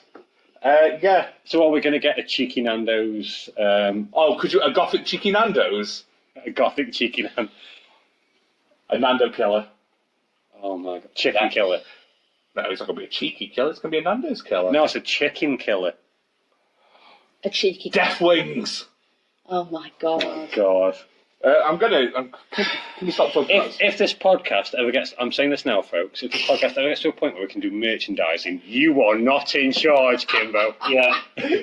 I come up with... No, here's the deal. I throw everything out that And comes you- into my head. No. And 1 out of 10's a gem. Yeah. And I'm To saying be it now. fair, some of the shit that he does say, people would buy the shit out of that just because it's ridiculous. Yeah, but also, You can put anything on a t-shirt these days and promise still me, not once buy we it. reach, if we reach episode 50, don't contact Funko. Don't ask for a Funko Pop at episode 50. When we get a little bit bigger, if we get a little bit bigger, I know a guy who makes personal pops now, mate. I'm sorted. of course you know a guy who makes... And you say I name drop. This guy knows a guy who knows Funko Pops. No, he doesn't know Funko Pops. He knows a guy at Funko Pops who can buy like just the base, and then he paints and does the base up. He made Oh, don't you dare fucking pull a face, fucking silly Yeah, bitch. Like, the a way that you YouTuber I drop watch, names is offensive. I don't drop names. You drop Yes, you names do. like I drop change. yeah. He contacted a YouTuber I watch, and he plays Football Manager, and one of the fake players on his Football Manager save, he made like a Funko of that footballer. So he's got that. That's Oh my really cool. It's nerdy as shit. I'm gonna level, but Imagine are we- being a Funko Pop though, that would be really yeah, fun. man. Mine would have to come When I with have- like dry white hair so that you could change the colour of it all the No, time. yours would just come with a little box. You'd get the actual box of the Funko of you, and another box the same size of just hairs. Yeah. You Nice could just to death. stuck And on. it's always the same fucking length. I keep trying to grow it and it gets a little bit longer and then I dye it another colour and it shrinks again because it breaks off. I'm going to call time on this match because I don't think we've got anything No. more entertaining to say about. Yeah, No. yeah. Yeah, it was Again. what it was. It was perfectly all right, but it was. I feel like we out of don't. all of them, it was the one that was I would have skipped. the least good. Yeah, if I won't went back to watch again. it a second time, I'd skip it. Yeah, I have skipped it. Same I with went, yes to you. I'd skip both of those matches. I Yeah. watched that pay-per-view twice and I skipped that match. They've suffered. Second time. They've suffered from that prime example where they get so far in and it dips in the middle. Yeah. They want to save. It's that lull, yeah. They want to make the best show possible at the start, so you're engaged, and they want to end it on a massive bang. So there's a lull in the middle, like. The lull is sort of almost necessary though, because Yeah, it makes you need a the lull. pop at the end Yeah, a right. bigger pop. And you Like get you people who need react to go to the harder. toilet and get drinks. That's their time. Yeah, Um, you you're also gonna you get get a them. stronger reaction Yeah, of because course. it's immediately been preceded by something that was a little less Yeah. But invigorating. you've also got to fill a 3-4 hour show. You can't. At the time that this show aired, they hadn't got a massive roster, Oh God, no. so they were. No, they pretty- did really well with Yeah. who they had. Double or to be Nothing fair. is perfect use of a tiny roster. I still insist it's one of the best reviews I've seen. It's the in best years. pay-per-view of the year, 100%. Yeah. There's Yeah. no way I won't argue WWE can match it No, now for the rest of the year because of what's left. there's no way that as much as I loved the following three, I think it's because it's that thing where if you hear a song and you hear someone else cover it, and the cover or the version you hear afterwards never quite lives up to the original, Yeah. because Double or Nothing made such an impact on me mentally and just made me love it as much as I'm an AEW fanboy and unbearable to talk to you through it. Yes, I know, I get. Sat there with his cap and his flag and his t-shirt going, Yeah. hey, I've bought the Funko, I've bought the. Bought the Funko, bought Yeah, the got the t-shirt. shirt. As much as the rest of the pay-per-views were amazing, because it was Double or Nothing that got me into AEW and made me love wrestling again. It was. It gave It you a can't be kick up matched. the arse, didn't Yeah, it? it's made me. It gave the industry a kick up the arse. Yeah, it was needed as well. It was Yeah. so well timed. There's been. Because we've been a bit disappointed for a while. Yeah, there's been WWE pay-per-views that I've. Don't get me wrong, I've loved them. But SummerSlam especially, the last one. Yeah, there's Best WWE pay-per-view. there's been like And arguably better than 2 of the 3 that followed Double or Nothing. I'm gonna say that. the last time I remember jumping up out of my seat watching a pay-per-view was the Hardys returning. Yeah. And one of my friends, Phil, if you're listening, you can corroborate this story because he found it hilarious.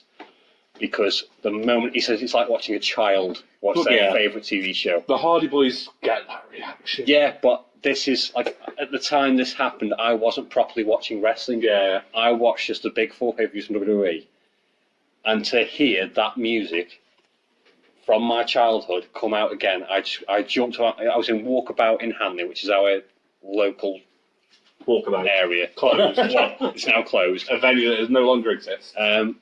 I jumped out of my seat and got showered in calling. And Phil to this day insists one of the best reactions he's seen from someone because it made me feel like a fan again. It gave me reason to watch. Reinvigorated the whole thing. Yeah, and Double or Nothing is the first pay-per-view since then to achieve that. I have literally I loved that entire thing. I watched it twice.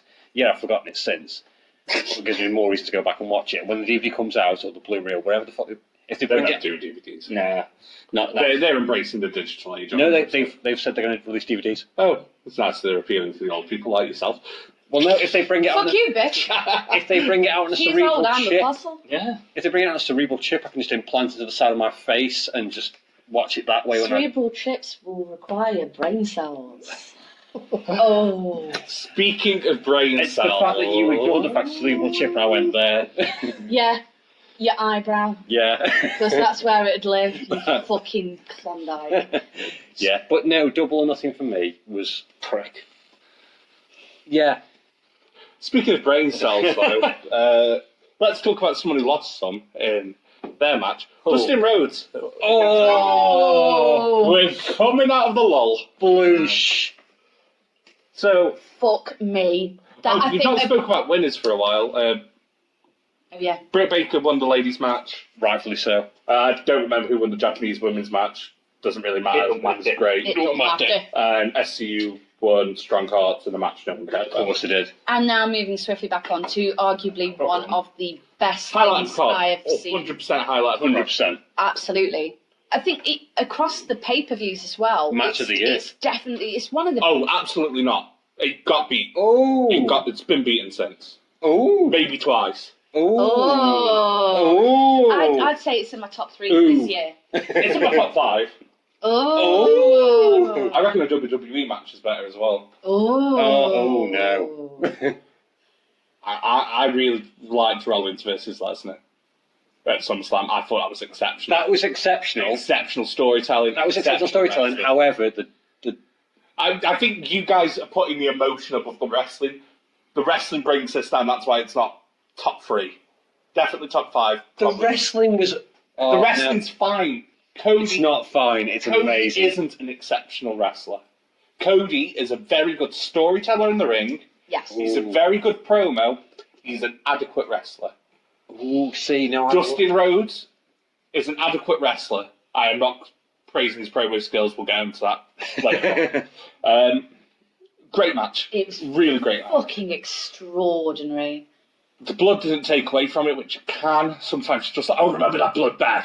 The blood didn't take away from it. The emotion just added to it. intensified it. Yeah. Yeah, I'd argue it did. Given the fact that we've not seen, given the fact that when the majority of us here watched a match that involved blood, We've just seen Goldberg versus Taker. There was loads of blood. That was no, we hadn't. Yeah, I thought it was just That was before. after. That was after. Just after. Yeah. Oh. Because That was why it happened. It felt very coincidental that there was blood in the Well, there wasn't meant to be that much blood, was there? Yeah, it was meant to be a nick, but he sliced He it. was an idiot. Yeah. Goldberg fucked up. Yeah. Uh, That's what it's a throwback to when Allegedly. we watched it. it's not allegedly, he's confirmed on Twitter. Okay. Yeah, it's a throwback, especially when Johnson watched. Johnson is you're a massive Attitude Era fan, aren't you? Like, that is what gave you reason to watch it, essentially. It was balls to the wall, all out, aggression, Yeah, it was full on also fierce. You get to ridiculous the as end well, and you're yeah. exhausted because you've just been that involved with it and you're genuinely concerned for the bodies of the people that you're Yeah. watching, and you get that engrossed in it because it stops just being almost like the antithesis of the women's match that preceded it. Yes. It isn't a wrestling by numbers. No. It feels personal and it gets gritty and it's nasty and it's emotional. You can sense like this feeling between It's them. brother and v brother. Yeah. It's And Cody there's coming been- out of his brother's shadow. I would argue on the wrestling by numbers thing, it does fall a little bit into that. The ending, not the promo that followed the ending, the end of the match, I thought was obvious in the build, and Cody dominating 95% of the match was going to happen. But he's the younger brother as well, Yeah, so no. you're never gonna. I'm not. It doesn't take away from the match. No. I'm just making the argument that you said it wasn't technically by the numbers. I'd argue technically it was, but it was hidden very well by the story. I'll be Yeah, honest, it I didn't expected- feel it. Yes. You didn't get the Yeah. feeling Yeah, that it was a tick box exactly. exercise, Exactly. which is very easy to do. Like a Yeah. lot of them just. There's obvious storylines they can go with, and you're watching it going, "Oh look, Oh, they're doing the Lara's thing. doing blah." Yeah. Oh look, it happened, and it just feels like, "Oh come on," and it was an obvious route for it to take. Yeah. But at no point in that match was I ever so fucking committed to Cody taking the win that I didn't panic when Cody got pinned. Yeah.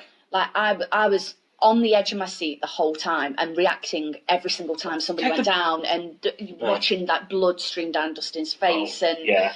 and And just- Cody your dyed his head hair went- mid-ring. Yeah, Yeah. like dude, nice. It was fucking incredible. And it it's was so intense. It's the shot You where ignored it. the white of his sole of his boot hits Dustin's head, and you just see the red. Yeah, smear on his. But no, for me, I think I may be the majority here, but well, I am the majority of this room. But I wasn't sure how it was going to go. I don't understand how. Because I didn't know whether or not Dustin would have schooled Cody and just gone like, "This is how we do it." There were Okay, points in the match because where I was like, it's- "Oh, they're going to go the other way with this." It was an attitude era match when you think Yeah. about it. oh yeah, 100% it is. And it's that could have been Dustin going, "You didn't grow up in this. Yeah. You were You just think along you for the can- ride. Yeah. Because Cody had done the whole, like, I'm going to end the Attitude Era, he's going to bury it, he's going to do it, and it's done. And, like, it did seem like the natural way for that match to progress was going to be Cody leads, Dustin comes back a bit, Cody eventually wins it. But AEW have not been adhering to wrestling physics for a lot of stuff. no. They do and they don't. He They that choose set when it- they listen. Yeah, he They- that sets up the table It's will a go coin through the toss. table. It's Yeah, not it's a coin toss, you don't necessarily. know. I've never seen someone. They've Yeah. always put the person through the table. No, through the table. No, No, they haven't. not Because AEW. Moxley's done it. Yeah. Oh shit, Set up Moxley. table, I forgot and about then he's Moxley's. put other. Yeah. And he's I put forgot through about it. Put them Darby through it. Allin, Joey Darby Janela, Allin. Jimmy Havoc, that one didn't apply to physics. The standard wrestling physics have not Joey been Janela adhered to. set it up, and Joey Janela put Darby Allin through it. Yeah. Technically, he went through it though. So technically, With him, I'm counting it. He put Darby through it, and that's the thing. It's one of he those things. followed him through the table. I'd argue he through it. technically went Following through through it. just like it's not the Following same. through is not the same as go. Step like if you go We're to bickering go over with- semantics. We're going over semantics, but you are wrong. But like it had been sort of you can fucking throw me. I'll swear right back, bitch.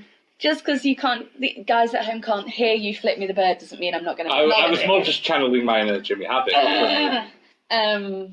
But yeah, like the wrestling physics have not been consistently applied. Yeah, it's not. So you consistent. get to a point where you're just like, I don't know how committed I can be to what I know is logical for Yeah. this, and then there's parts of the match where you're like, fuck no, it is going to be a schooling. It's going to be respect your elders, bitch. Like, you might be the big guy at this company, but I'm still better than you, and I'm still your big brother, and I'm going to teach You you may a be fucking lesson. VP, but I'm your big brother. Yeah. It was Vince. No, it was Bane.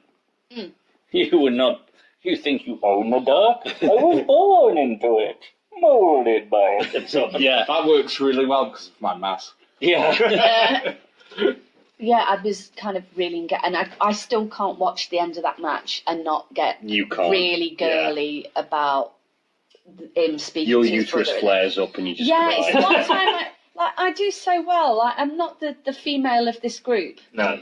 Any other time, I'm not that going is to lie, yes, I Kimbo, it cried is my you. eyes out. I didn't cry. I I got really I can try touched. on that. Oh no, I got choked. I've outgirled Kimbo.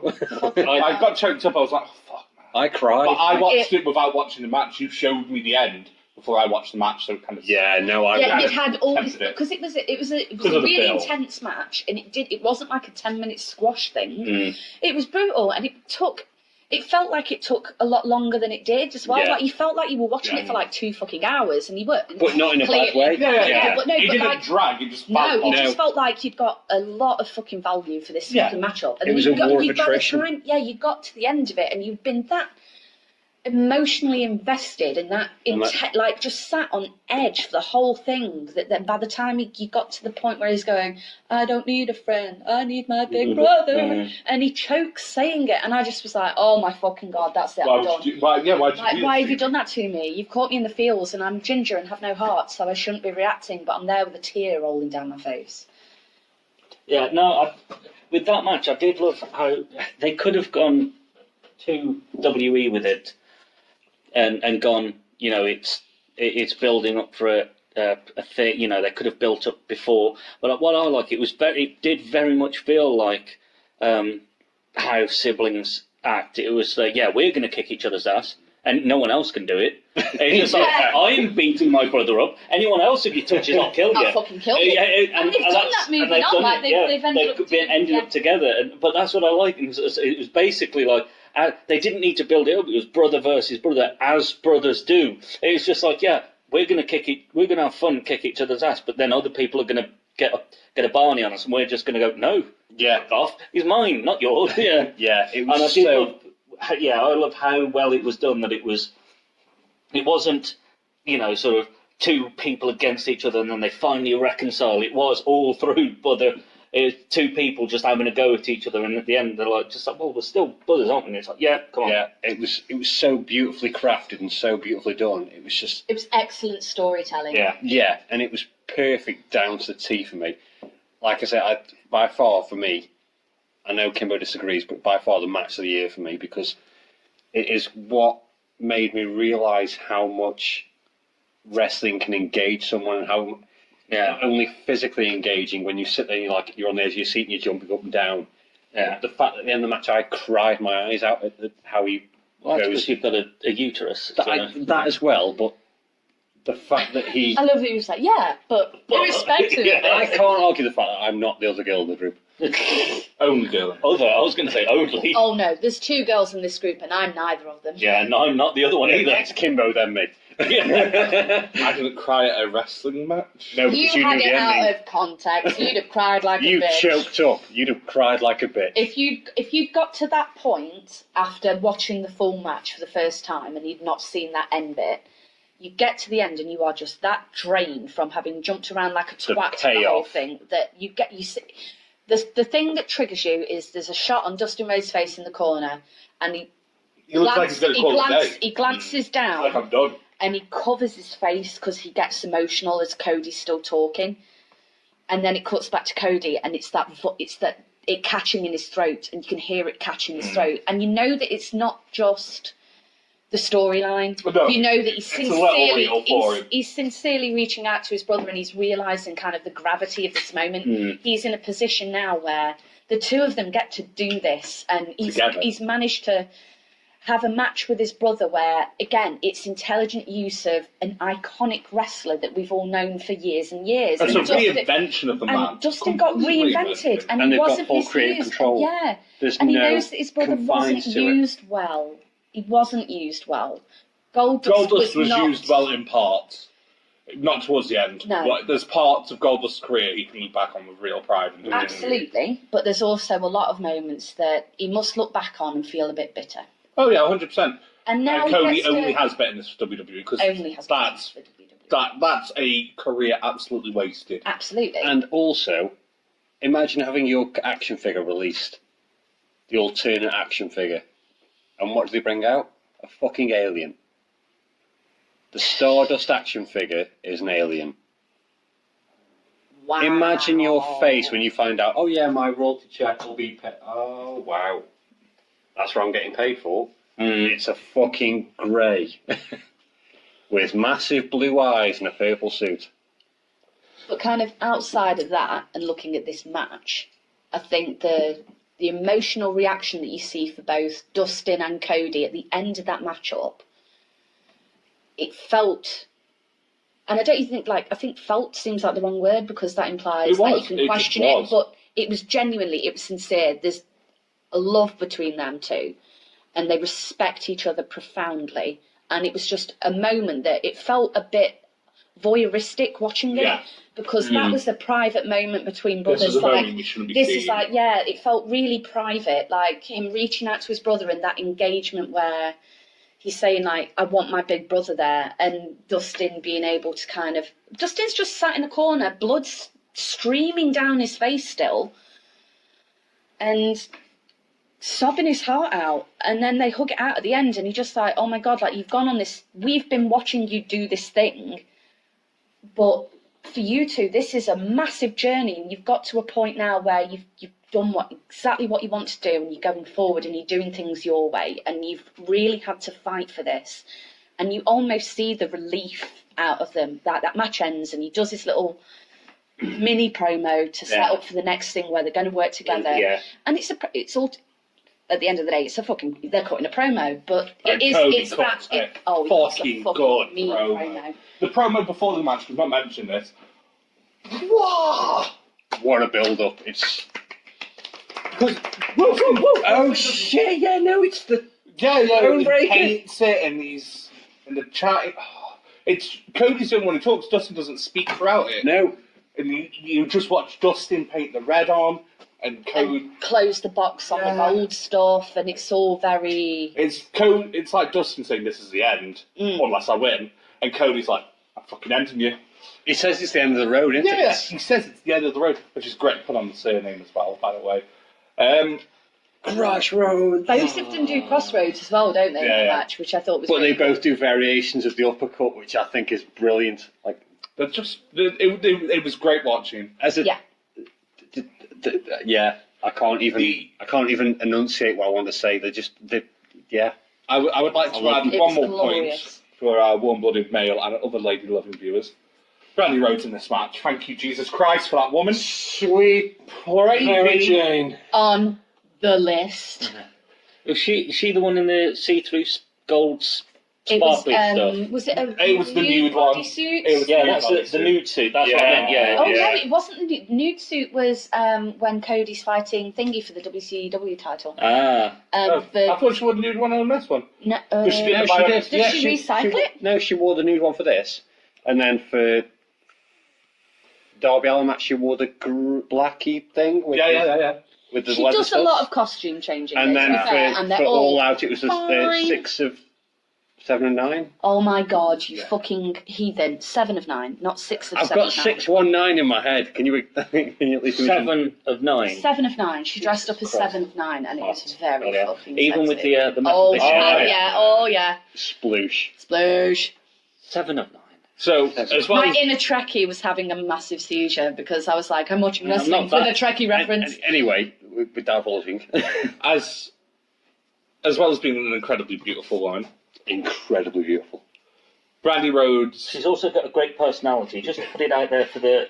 Oh, by all accounts, like everyone I know who's met her, she's said amazing. lovely. Yeah. It's like, we're not Ed Sheeran here. We're not in love with the shape of you. I mean, I am, but not the argument. Oh, the bionic spear is really good. Yeah. It's better than Edgar's spear. Or the cuddle. His struggle. The cuddle, yeah. Because he wraps it round you. He goes, You get speared with one arm and then probably groped with the other. Yeah. Like, Me too. Hashtag me too. Hashtag me too. It's hard affection. Yeah. It's a struggle snuggle. everyone's spear is better than Edge's spear. Let's be honest. If I speared someone, it would probably work out better than Edge's spear. And you have been speared. I'd say I've Brandy's been in the speared. top 3 spears I've seen on Her TV. spear is That fucking bionic exquisite. spear is fucking next The level. only 2 better are Roman and Goldberg. I've only been speared by 3 people in life, and that's That's a sentence no human outside of professional wrestling should be able to say. I've only been speared by like 3 people. yeah. The fact Then is, again, I've been chopped by 4 professional wrestlers, so and you're not in the professional wrestling and industry, I'm not even in the wrestling. but that's I 4 think more. no wrestling related injuries. I've been chopped in the chest by a professional wrestler. Yeah, you but have. you liked it. And I took it. I took it well. I took it You, good. you took it from a professional I wrestler. took it good from a I just had a really awkward. Tangents. I know. Just let me carry on for a second. I had a really awkward idea then for a parody song. Shug chopped a girl and she liked it. Yeah, I did. That's why we're a t-shirt. Oh. Can't let him have that as a t-shirt with my great ideas. Isn't it? No, no, if you any- went here. anything of Shug's is going on the t-shirt, it's double fisting. Have you seen some of Shug's Yeah. t-shirts? Yeah. No. Shug's pro wrestling tees. Shug is on there. Right. He's okay. got like 20 of the fucking things. They're all fucking extraordinary. How many have donuts on? Because sugar Oh, donuts. quite a lot. Yeah. Imagine there was One donuts. of them is like a shaft rip-off. And it's Yes! It's the best it's- thing ever. It's just so fucking cool. I saw a dude in the Velveteen Dream shirt walking through Hanley the other day, and I was like, I know every guy who's into wrestling in Stoke, and I didn't know you. I was watching, for people who've seen it, watch Fisherman's Friends. If you've not watched it already, it's a fucking amazing film. Isn't that a sweet? No, it's a film. It's about the guy who's... It's that The shite folk group. yeah. The one that looks so shite. Even people like you, I'm sorry, but you watch films just for the enjoyment. If it looks enjoyable, He's gesticulating at Kimbo, by the He way. physically not- touched me as yeah. well. I'm not saying you've got bad. What I'm saying is we've got different sort of rules to go in. What I'm saying is I even let you people. finish before I Even people that are just basically, I'll go to the cinema just to enjoy myself, sort of thing. Even people like that were going, yeah, that looks fucking shite. No, bear with me. It was the premise of the film was about the group, but it also shows the music industry and how much of a dick the music industry is. So it's a really interesting watch. There is that love aspect which you can sort of skip over, but there is one bit. Didn't see that was wanker followed by fuck you. There is one bit in the film where they're walking through the streets of London and a kid walks behind them with a big T Justice t-shirt on. It's like, holy shit, an independent wrestler on our circuit is in, like, his merch is in a feature-length film in Hollywood. That's crazy. Sweet. But yeah, Yeah, we're Fisherman's Friends. So, Fisherman's Friends, great tangent. I don't think I've ever sucked on a fisherman's friend. Give me a second. Fisherman's Friends tangent officially ended. Discussion on Cody Alex versus Speed. Dustin. Also officially ended. Where were we? Moving swiftly. Oh, Cody won. We didn't say it. We implied it heavily. Cody won. Cody won. And the And promo it was at the end. glorious. And the And the promo at the end we did was go on to the promo at the emotion. end. Yeah. All Come the to tears. most. Storm cried. Totally. Everyone else got a bit emotional. Alex didn't care. Yeah. Natalie cried. Alex has little to no heart. I have seen teaspoons with more emotion. Yeah. I think it's just I don't get your human emotions. They just don't make sense. They get in. Right, son of Sam. Twice in one day compared to other serial killers. I've got my own gig, you know. I mean, I've never done anything. There is Yeah, going to be a day where, like, I'm having to, like, schedule my days off and be like, okay, so I'm at BC on Wednesday. I'm going to go to visit Alex in prison on Thursday. What are the opening hours again for visitation? I mean, it was a really sloppy clean-up job. He got to 14 before he got caught. So, That is worrying, the fact that it twice in less than 6 hours I've compared you to 2 different serial killers. That is somewhat worrying, mate. I think the most everyone- disturbing thing weirdly, is it's everyone- going to be is when, not if, Yeah, isn't it? weirdly, everyone knows. That's the thing. Yeah. We're just One of those waiting. ones. It's just yeah. Everyone knows that. It's just whether or not I'll get caught. I mean, I've not done it yet. No. What everyone else also knows, Alex, is that the Young Bucks versus the Lucha Brothers. Hey, Incredible match. what a match. They're fucking brilliant to watch together, aren't they? They're just Fight Forever has extraordinary. never been a more applicable champ. It's just ridiculous. I would watch every match they ever did, ever, on back to back. On loop. Yeah, 100%. Yeah. Pentagon Jr. is my favourite wrestler in the world right now. Fucking incredible human being. I'm sure you say that for every other wrestler. No, Pentagon is 100% my favourite. Because Pentagon, Osprey, I was going to say, where's Osprey on this list? Seth. Pentagon, Osprey, Seth, Miz, Rusev. They're my 5. I can't believe that Rusev is still on the list, but you are sat in your When Rusev was- dating. when- Lovely t-shirt, by the way. Oh, there's always by one the way, on- I'm the only one not in a wrestling t-shirt. I'm in my Napalm Death t-shirt We've because got fuck all y'all. Burn the Kimbo rules. rocking a Rusev day, and Strawny has got a Cactus Jack. Excellent t-shirt, by the way. Thank you for the present, mate. Thank you very much. And I'm rocking a cut-up Young Bucks t-shirt. Also, the other person who brought their own wrestling t-shirt. The other 2 are gifts. Yes. I technically have bought 2 of the t-shirts that are being worn at this table. Yep, and I brought one, and I Not the one that you're wearing. Yeah, this is The it's one a that Napalm you've Death bought t-shirt. is not the There's one only you're 2 people wearing. there's only 2 people that'll get me a Napalm Death t-shirt. That's me and me. And that's 3 more than you should have. Hey. Actually, I have 2 Napalm Death t-shirts. But yeah, it was a great match. Some of the spots were incredible. It's how they are on the ropes. Yeah. Like the rope work that they do. I think I've watched Double or Nothing twice, pretty much all the way through the second. There were matches that We skipped. we've established we've skipped. There was the first view down. First few down. The first view down. The first view. You weren't there. You're coughing a bit there. I know. I Just had go to on. tickly throat. Sorry. The first view. Watched all the way through, and then I've watched it again a second time and skipped a few matches. But I have gone back and rewatched just sections of the Lucha Bucks, and yeah. Young Bucks. Just little snippets where I'm just like, where the fuck do his feet go? Yeah. Like How the do they do step that? Yeah, over, I was the going to say the flips, flip. like, Yeah. I must have watched a handful of sequences in that particular match a good 10, 20 times. Just because, like, every time I watch it, I understand more what's happening, but I disbelieve more that it's possible. Yeah. Like, the more that I see it and the more I break down the physics of how they've accomplished it, the less I can believe that it actually like a can be magic done. show. It doesn't make Oh, yeah. It's like they a are. magic show. Yeah. You just can't. You keep watching it, and you just can't follow. It's like, wow, right, hang on a sec. He's about to do that. Oh shit, where did that come from? Even if you know it's coming, get you're more like, lost You get the more more you lost the watch more it, you watch yeah. it. The Because more you're like, I- hang on a sec. yeah. How did his legs? They can't. Your legs can't do that, but they did. Yeah, and like, I'm sat there watching that. So it's like he's gone to that rope, and then he's crossed over onto this one, and then that leg went there, and then he did that, and then he back salted up. What? No, I can physically, I can break it down step by step what you've just done, But- and I do not understand what you've just done. Mm. I've got the proof written down in front of me. I've watched it and I've watched it and I've watched it, and I know that and understand physically how you've done it, but it makes no sense.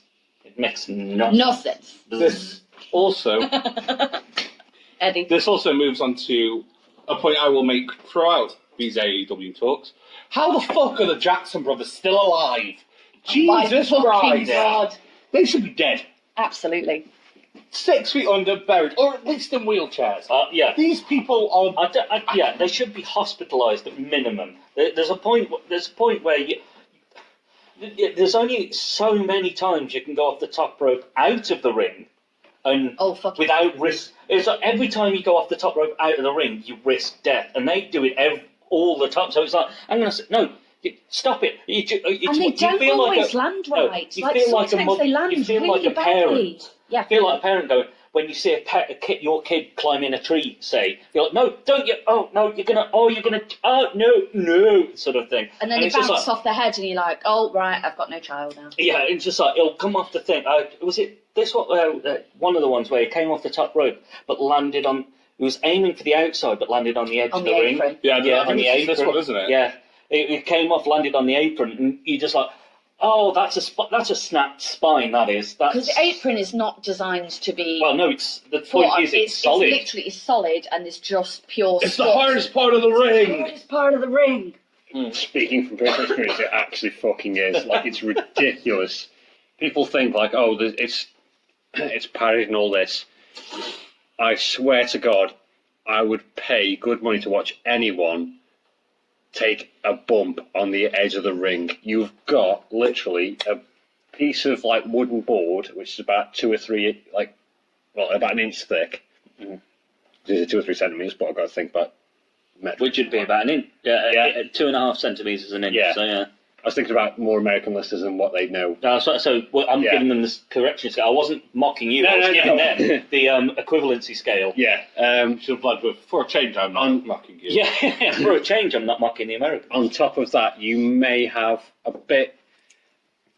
Do you guys remember in like? Well, I've seen there's about a centimetre. The baby about a crash centimetre of a crash mat. Well, So not it's even about half an inch. that. You've got Half an inch for Americans. Yeah, you've got that like the swimming boards you used to use like when you were aided at swimming. Oh fucking hell, yeah. Imagine that, but cut down. Well, that's what I mean. A third. Like a centimetre. Yeah. I think so. As I say, about half an inch for Americans. And then on top of that, you get a little bit more padding. On top of that's the canvas. Oh, it's just the canvas. Yeah. On the edge, I've seen a ring being taken straight. Yeah. I've seen a ring being taken apart, and there's fuck all to it. Yeah. As in terms of between you and hard wood. solid. Yeah. Yes, between you and solid is nothing. Your clothes are thicker. The middle of the ring, you've got a spring, and it'll have some give to what you're about to do, and it'll give you that spring back. The edge of the ring, you've got just pure. It's a solid bar, isn't it? You've got a bar that runs along the side with a lip on it to stop what stuff is in the ring sliding out. Yeah. Holy hell! If anyone wants to take a move like that, by all means, you go ahead. I won't fucking do it. I mean, we know that the apron's a difficult part of the ring to operate on. We've seen the rings being taken apart when we've gone to independent stuff that we go to locally. And I walk away. Of course you do. We hang around to help out because we know the promoter. So shout out to Philip for wrestling for you. Yeah. Dirty. He's a fun lad. He gave me a ton of shots because I took a couple of shots to the chest. Hang on, that sounds dirty. I took a couple of shots. He gave you some shots to the chest? Yeah, he gave me some shots to the chest. No, I mean, he is a beautiful man, I had 4 wrestlers give me chops to the chest in a row, and this is one where it goes, it's where you fully understand the difference between fake and scripted. Yeah. Wrestling is scripted. It fucking ain't fake. No. I showed people my chest after that, and they were like, bloody hell. I took one and I had a perfectly identifiable handprint. Like you could see all 4 fingers and the thumb for about a week. Yeah, I took 4 from 4 different wrestlers. This is my biggest issue. Like, the people that say to me, like, oh, wrestling's fake and all this, like, why'd you become a wrestler? Wrestling isn't fake. It's not predetermined. Fake. The outcome is predetermined. What happens in the ring happens. That was me dropping my phone, folks. You are not- told what's going to happen to you, Yeah. and you discuss what happens on the day. Yeah. Within an hour before you get in the ring, you are told and you discuss what moves you're going to go through, what bumps you're going to take, and what is going to happen to you. You're professional, so you learn how to take those hits in Yeah. the safest way possible. Yeah. But it's still... But you are taking them. Fucking If you're hurts. getting chopped in the chest by a big old guy, you are going to feel it. Yeah. There is no two ways No about way that. around Like that. the noises you hear, it isn't just sound effects. You hear, if you see somebody getting chopped in the chest, that crack is hand on chest. Chest. You almost Yeah. look at, like, I'm going to use Daniel Bryan as an example because his chest lights up like the 4th of July. Yeah. But Yeah. he gets in the match with someone who can chop. Jesus, wept. There is quite a... there was an image that did a round on Facebook and on social media a year or so back. And it was someone at an independent show who took a round of chops. I think it was like 12, between Walter, 12 and wasn't 20. Yeah. Was it not from Walter? No. Oh, Um, I've seen the one from Walter where his hand is actually dented through the guy's chest. No, this was Fucking just hell. a small guy, not much bigger than I am, took a round of chops, it was between 12 and 20 chops, and his whole chest Yeah. is black. It is bruised so badly, and like that But you see, day like- we said like we wouldn't do a round of chops in the ring. Like if the wrestlers want to, by all means, but we won't go like You have to. Yeah. Yeah. we won't. The You won't instigate. the creative department for our shows won't go. Chops, please. Yeah, we'll go. You guys just do what you want to do. You've got 10, 15 minutes. Like you see the damage that is getting done. Like Oh, yeah. the fucking this was last year now, I believe. I might be wrong. You're going to correct me, undoubtedly. But the fucking Becky Lynch and Ronda Rousey and the kendo sticks. in the chairs. Oh, it was. Oh, when- Like was that not the Charlotte Flair one? Sorry. there was Charlotte as well. I thought Charlotte was the one. But I Charlotte went When she mental. snapped to But there was kendo also it was the whole time where there was the Becky Charlotte Wasn't that Yeah. the crutches and as well? Ronda, and there was crutches, there was kendo sticks, there was chairs, there was all sorts. Those three So that would women have been before beat WrestleMania. the shit out Oh, of yeah, each yeah, yeah. other. So it would have been That was starting very this good. year. There were welts that Yeah, looked like no, they you were could proper see there was a. marks, yeah. I don't remember what one it was, but it was you saw Ronda leaving the ring, bleeding, Yeah. with already a purple bruise on her. So, like, guys, it might be predetermined, but please, if we can make you take anything away from this, it's sure as shit not faked. Yeah, when you see, the thing is, when you see people bleed, when you see people actually bleeding halfway through, they genuinely have broken the skin. It's not Someone always, might have bladed. They may have inflicted but on that's themselves. but it's still their own blood that's pouring They out. don't do like fake blood shit anymore. I hate to be the one to break this conversation up, but we've got one more match to discuss, Yeah. and we're at the time of recording this, we're past 2 hours, so we need to sort of press on. Yeah. And also possibly break this up into multiple parts. So Unsurprisingly, As we we may do. have to do a multi-parter. as we do, No. so I'm going to suggest, I don't know what you guys are going to think, but I'm going to suggest we do Double or Nothing as one episode. Yeah. We do Fighter Fest and Fight for the Fallen as another part, and then do All Out as a Yeah, finisher. I'm game with that. And then we release. Guys at home, you have just heard what the schedule is going to be for the remaining parts. Yeah. Yeah, so We don't make it up on the fly, honest. as much as I'd love for us to carry on talking about this, and I think this could be a great podcast episode if we discuss Yeah. wrestling in Wrestling general. as a raw wrestling as a concept rather Yeah, than just But like that is for another day, so Yeah. we So- will try and get this so part wrapped up. the final match final was match. Go on. We Kenny not Omega. said who won. Strawn. It's Right. important. We did. We I said won. Cody. We're not on the Cody match. Shit, Who are what we were on?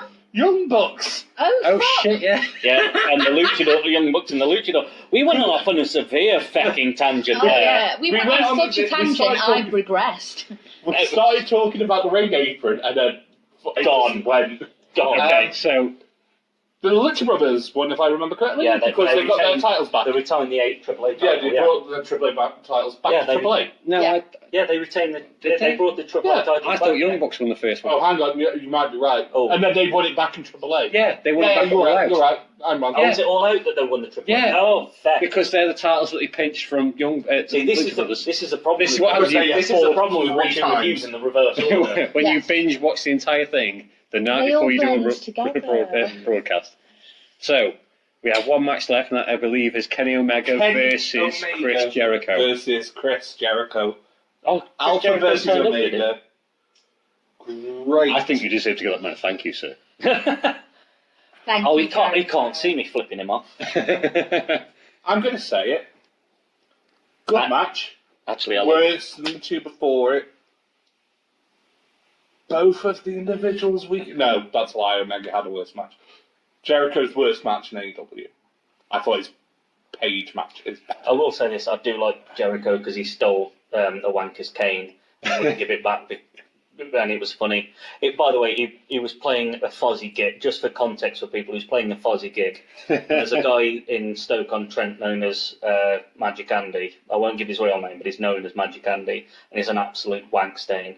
Everyone knows it. And he walks around. He walks around with a cane. Went to see the gig. Went to see the gig, and Jericho nicked it off him and wouldn't give it back, and everyone cheered him because everyone knows that Magic Andy's a dick face. So it was a beautiful moment, and this may get cut, but I don't care. Oh no, that's definitely So you still owe Chris Jericho a thank you. So I genuinely do. He's a brilliant. I've seen him live. I've seen Fozzy live several times. I've seen him twice. Yeah, I've seen Fozzy. And Jericho's an absolutely amazing. He's so different to AEW's heel. Yes. That he is. Is he fakes Jericho WWE style? Well, no, at Fozzy concerts or Fozzy shows, he knows full well he shouldn't. Quote, I'm doing air quotes. He knows he shouldn't.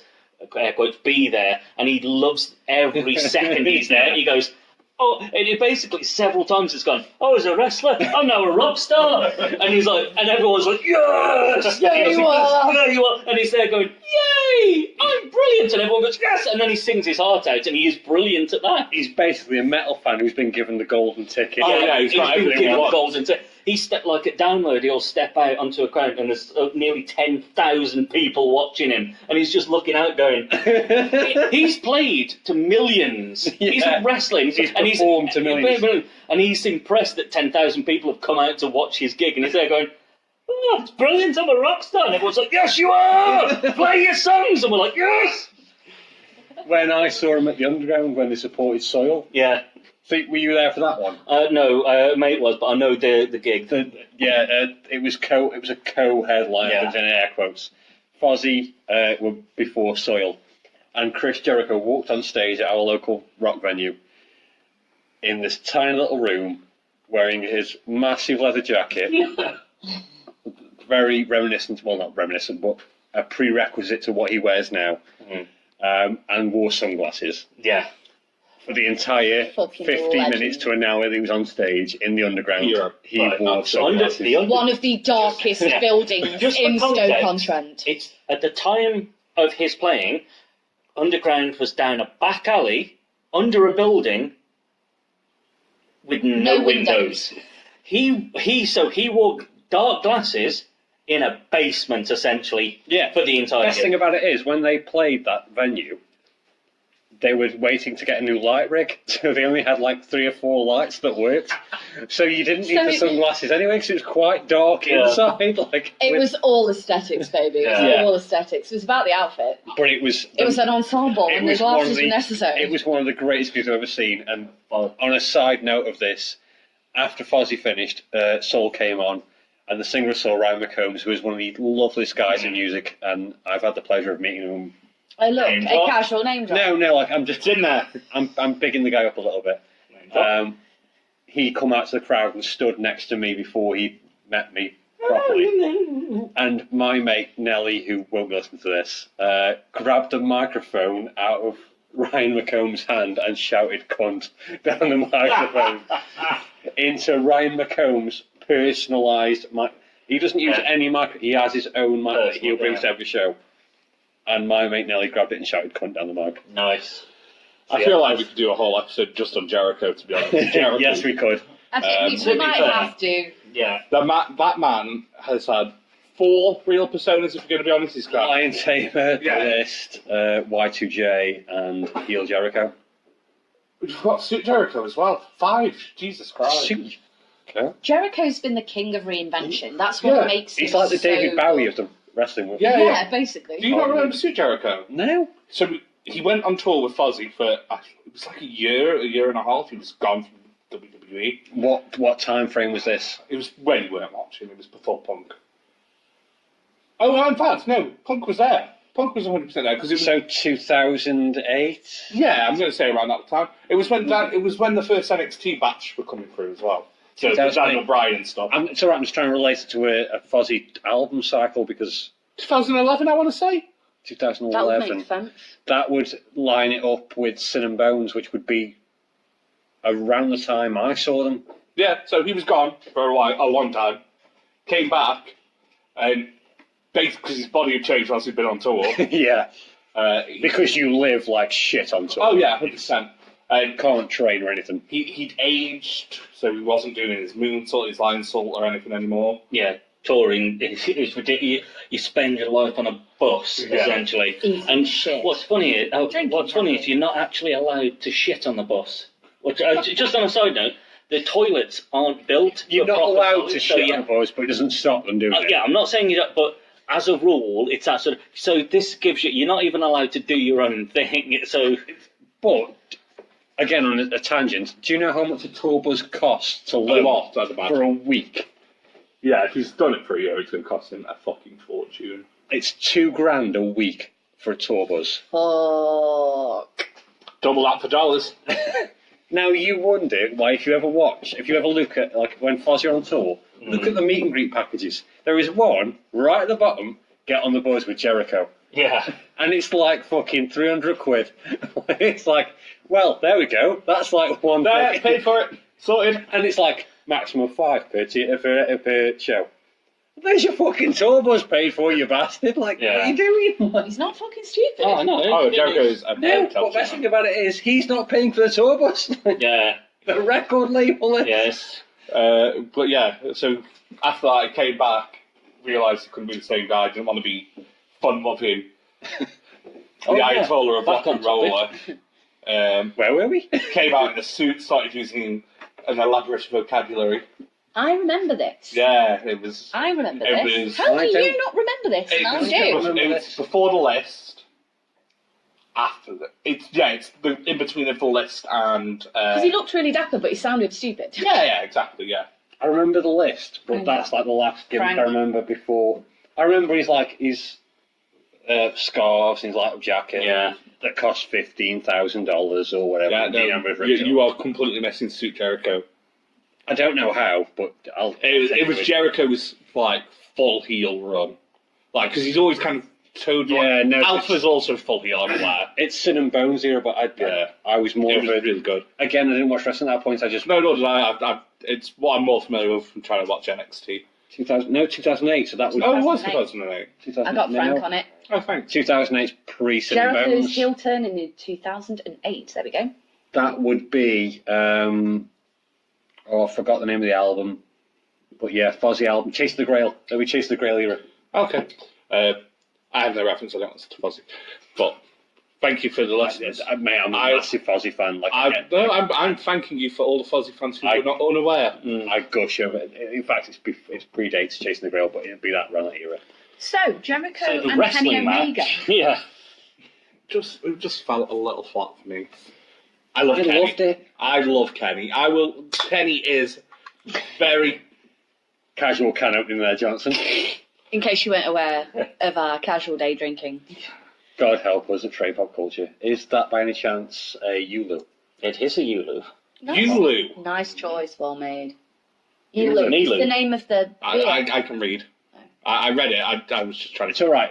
I'm working in the craft beer industry. I didn't know. I knew that they were canning. I haven't seen the rebranding.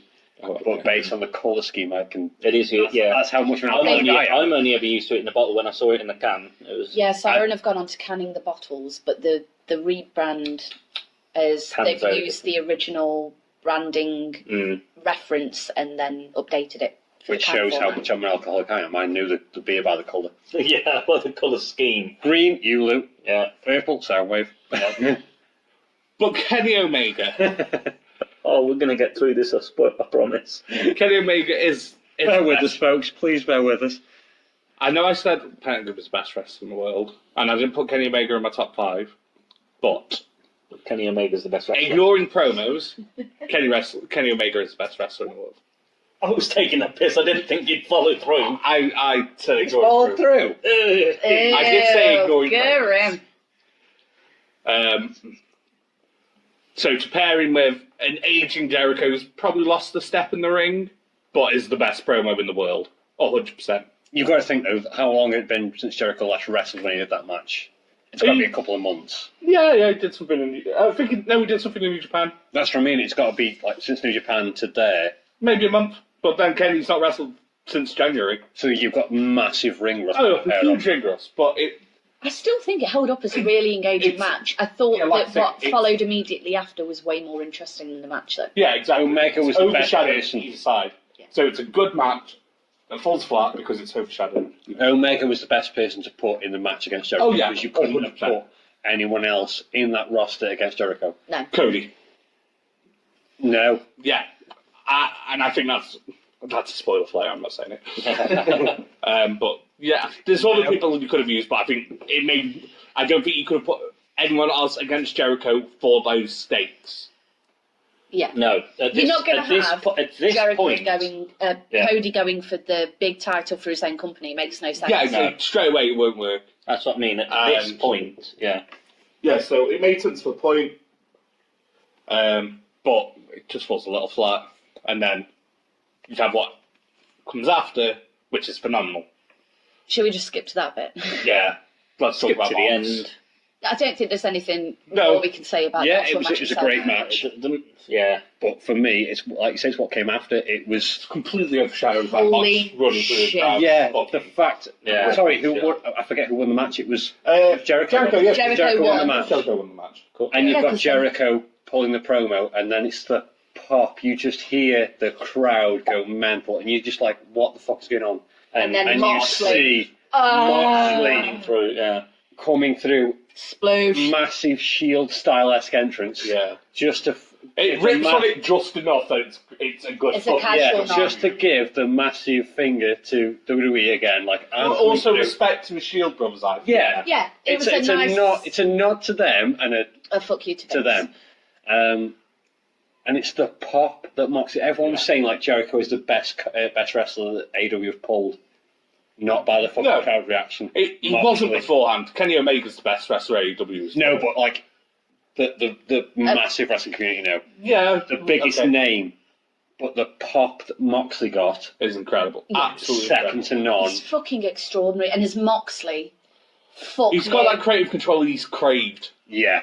You can see why he's been frustrated because He's no clearly longer got... getting hit with a fucking plant and ripping Chris Jericho's jacket. Yeah. Which again, fucking He one of the smeared weirdest blood on storylines his... ever. Like, he licked blood off his hand. And he Kenny launched Omega's blood. Kenny Omega off a stack of fucking poker chips. And Yeah.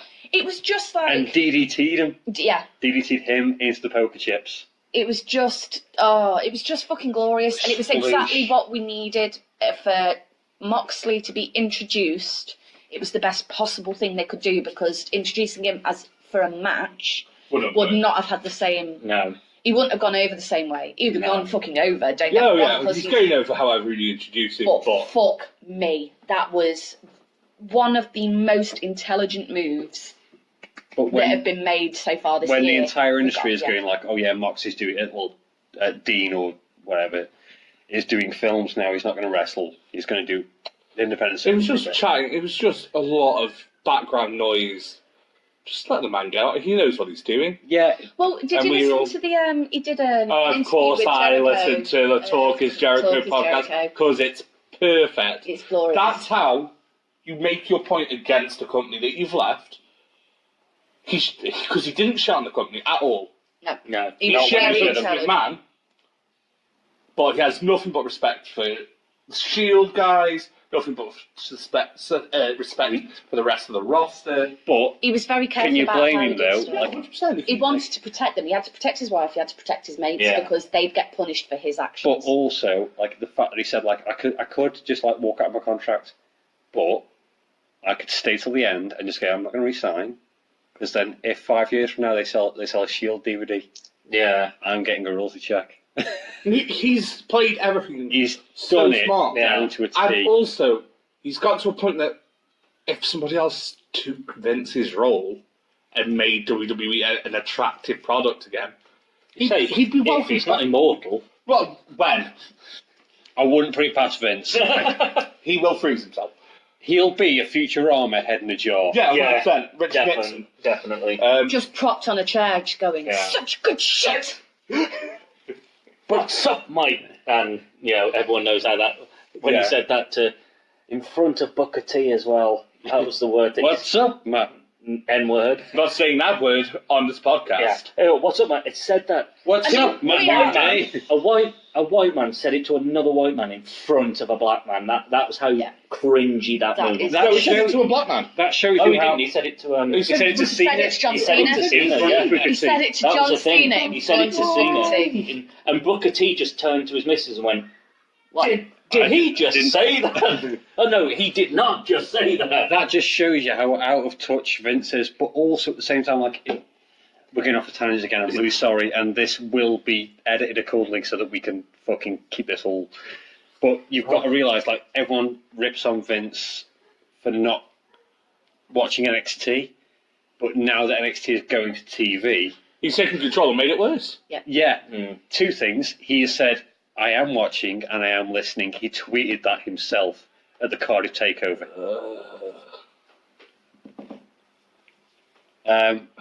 But have you seen who he wants to re-sign? But no, they've shot on that. Have they? Yeah. Oh, thank Don't God. say it. Want to re-sign. We're not talking about it. It's not happening. We'll discuss it after. Yeah, we'll talk about it in the break because it's not happening, and I don't want we to need tarnish our we need podcast. we need to speed up. We need to back name. We need to polish this turd. Come on. Yeah, we've said everything we need to say. Mox is great, Jericho's great, Omega's great, and our podcast is great.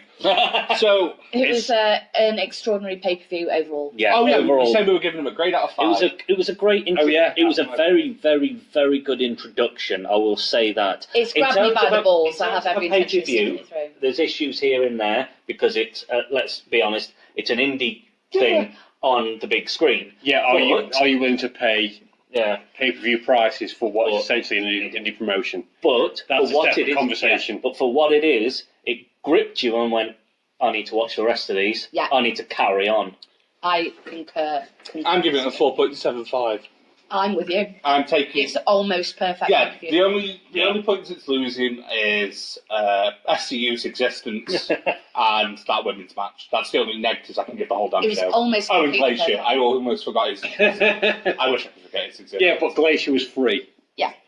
Yeah, okay, yeah. Yeah, no, I And think he's still being included in the negatives. 4.75. I think, yeah, I'm totally on board with. It was yeah. almost perfect. I'm going with a. I'll be controversial. I'll only go with a 4 out of 5. That's still near top fucking marks, but for me it was one of those ones where it's just like maybe I'm too spoilt with WWE where you see uber polishedness. Yeah, You know what I mean? 100% you are. I think Whereas AEW this though one- are going purposely against the polish. They don't want polish. But the thing is, as we will talk about, as it goes on, we see the polish it gets come more off. refined. So the thing is, this Does, is a good it intro. doesn't. Well, no, Let's pick up from that point Yeah, on later the on. next one. Yes. Well, yeah, So- at the end of Fight Fest, we'll talk about the improvement or not improvement. Well, yeah, go on. So for me, it's 4.75. Again, like you two have said, like Kimbo and Burns, it's almost perfect for me. It's by far the pay-per-view of the year for me. Out of every wrestling pay-per-view I've seen, but it is that dip in the middle. And I understand they've got the pop at the start and the pop at the end, but it's a bit too weak in the middle for me. Yeah. It's not. It's weak. I know. Not to you.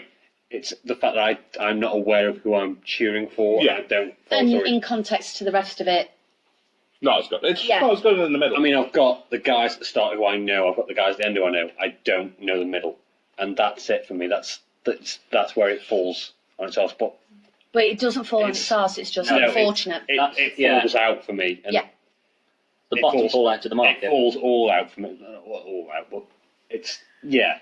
But yeah, 4.75. It's my pay-per-view of the year, and I will stand by that to the end of the day. Right. So On that note, So if you want to object to Will Strawn's opinions, you can send us an email at trainpopculture@gmail.com. You can also leave us a message on Facebook, Instagram, Tumblr or Reddit at TrainPopCulture or tweet us at culture_train. All of these links will be in the doobly-doo beneath. And signing out, Skål. Prost. As long as you are. beer.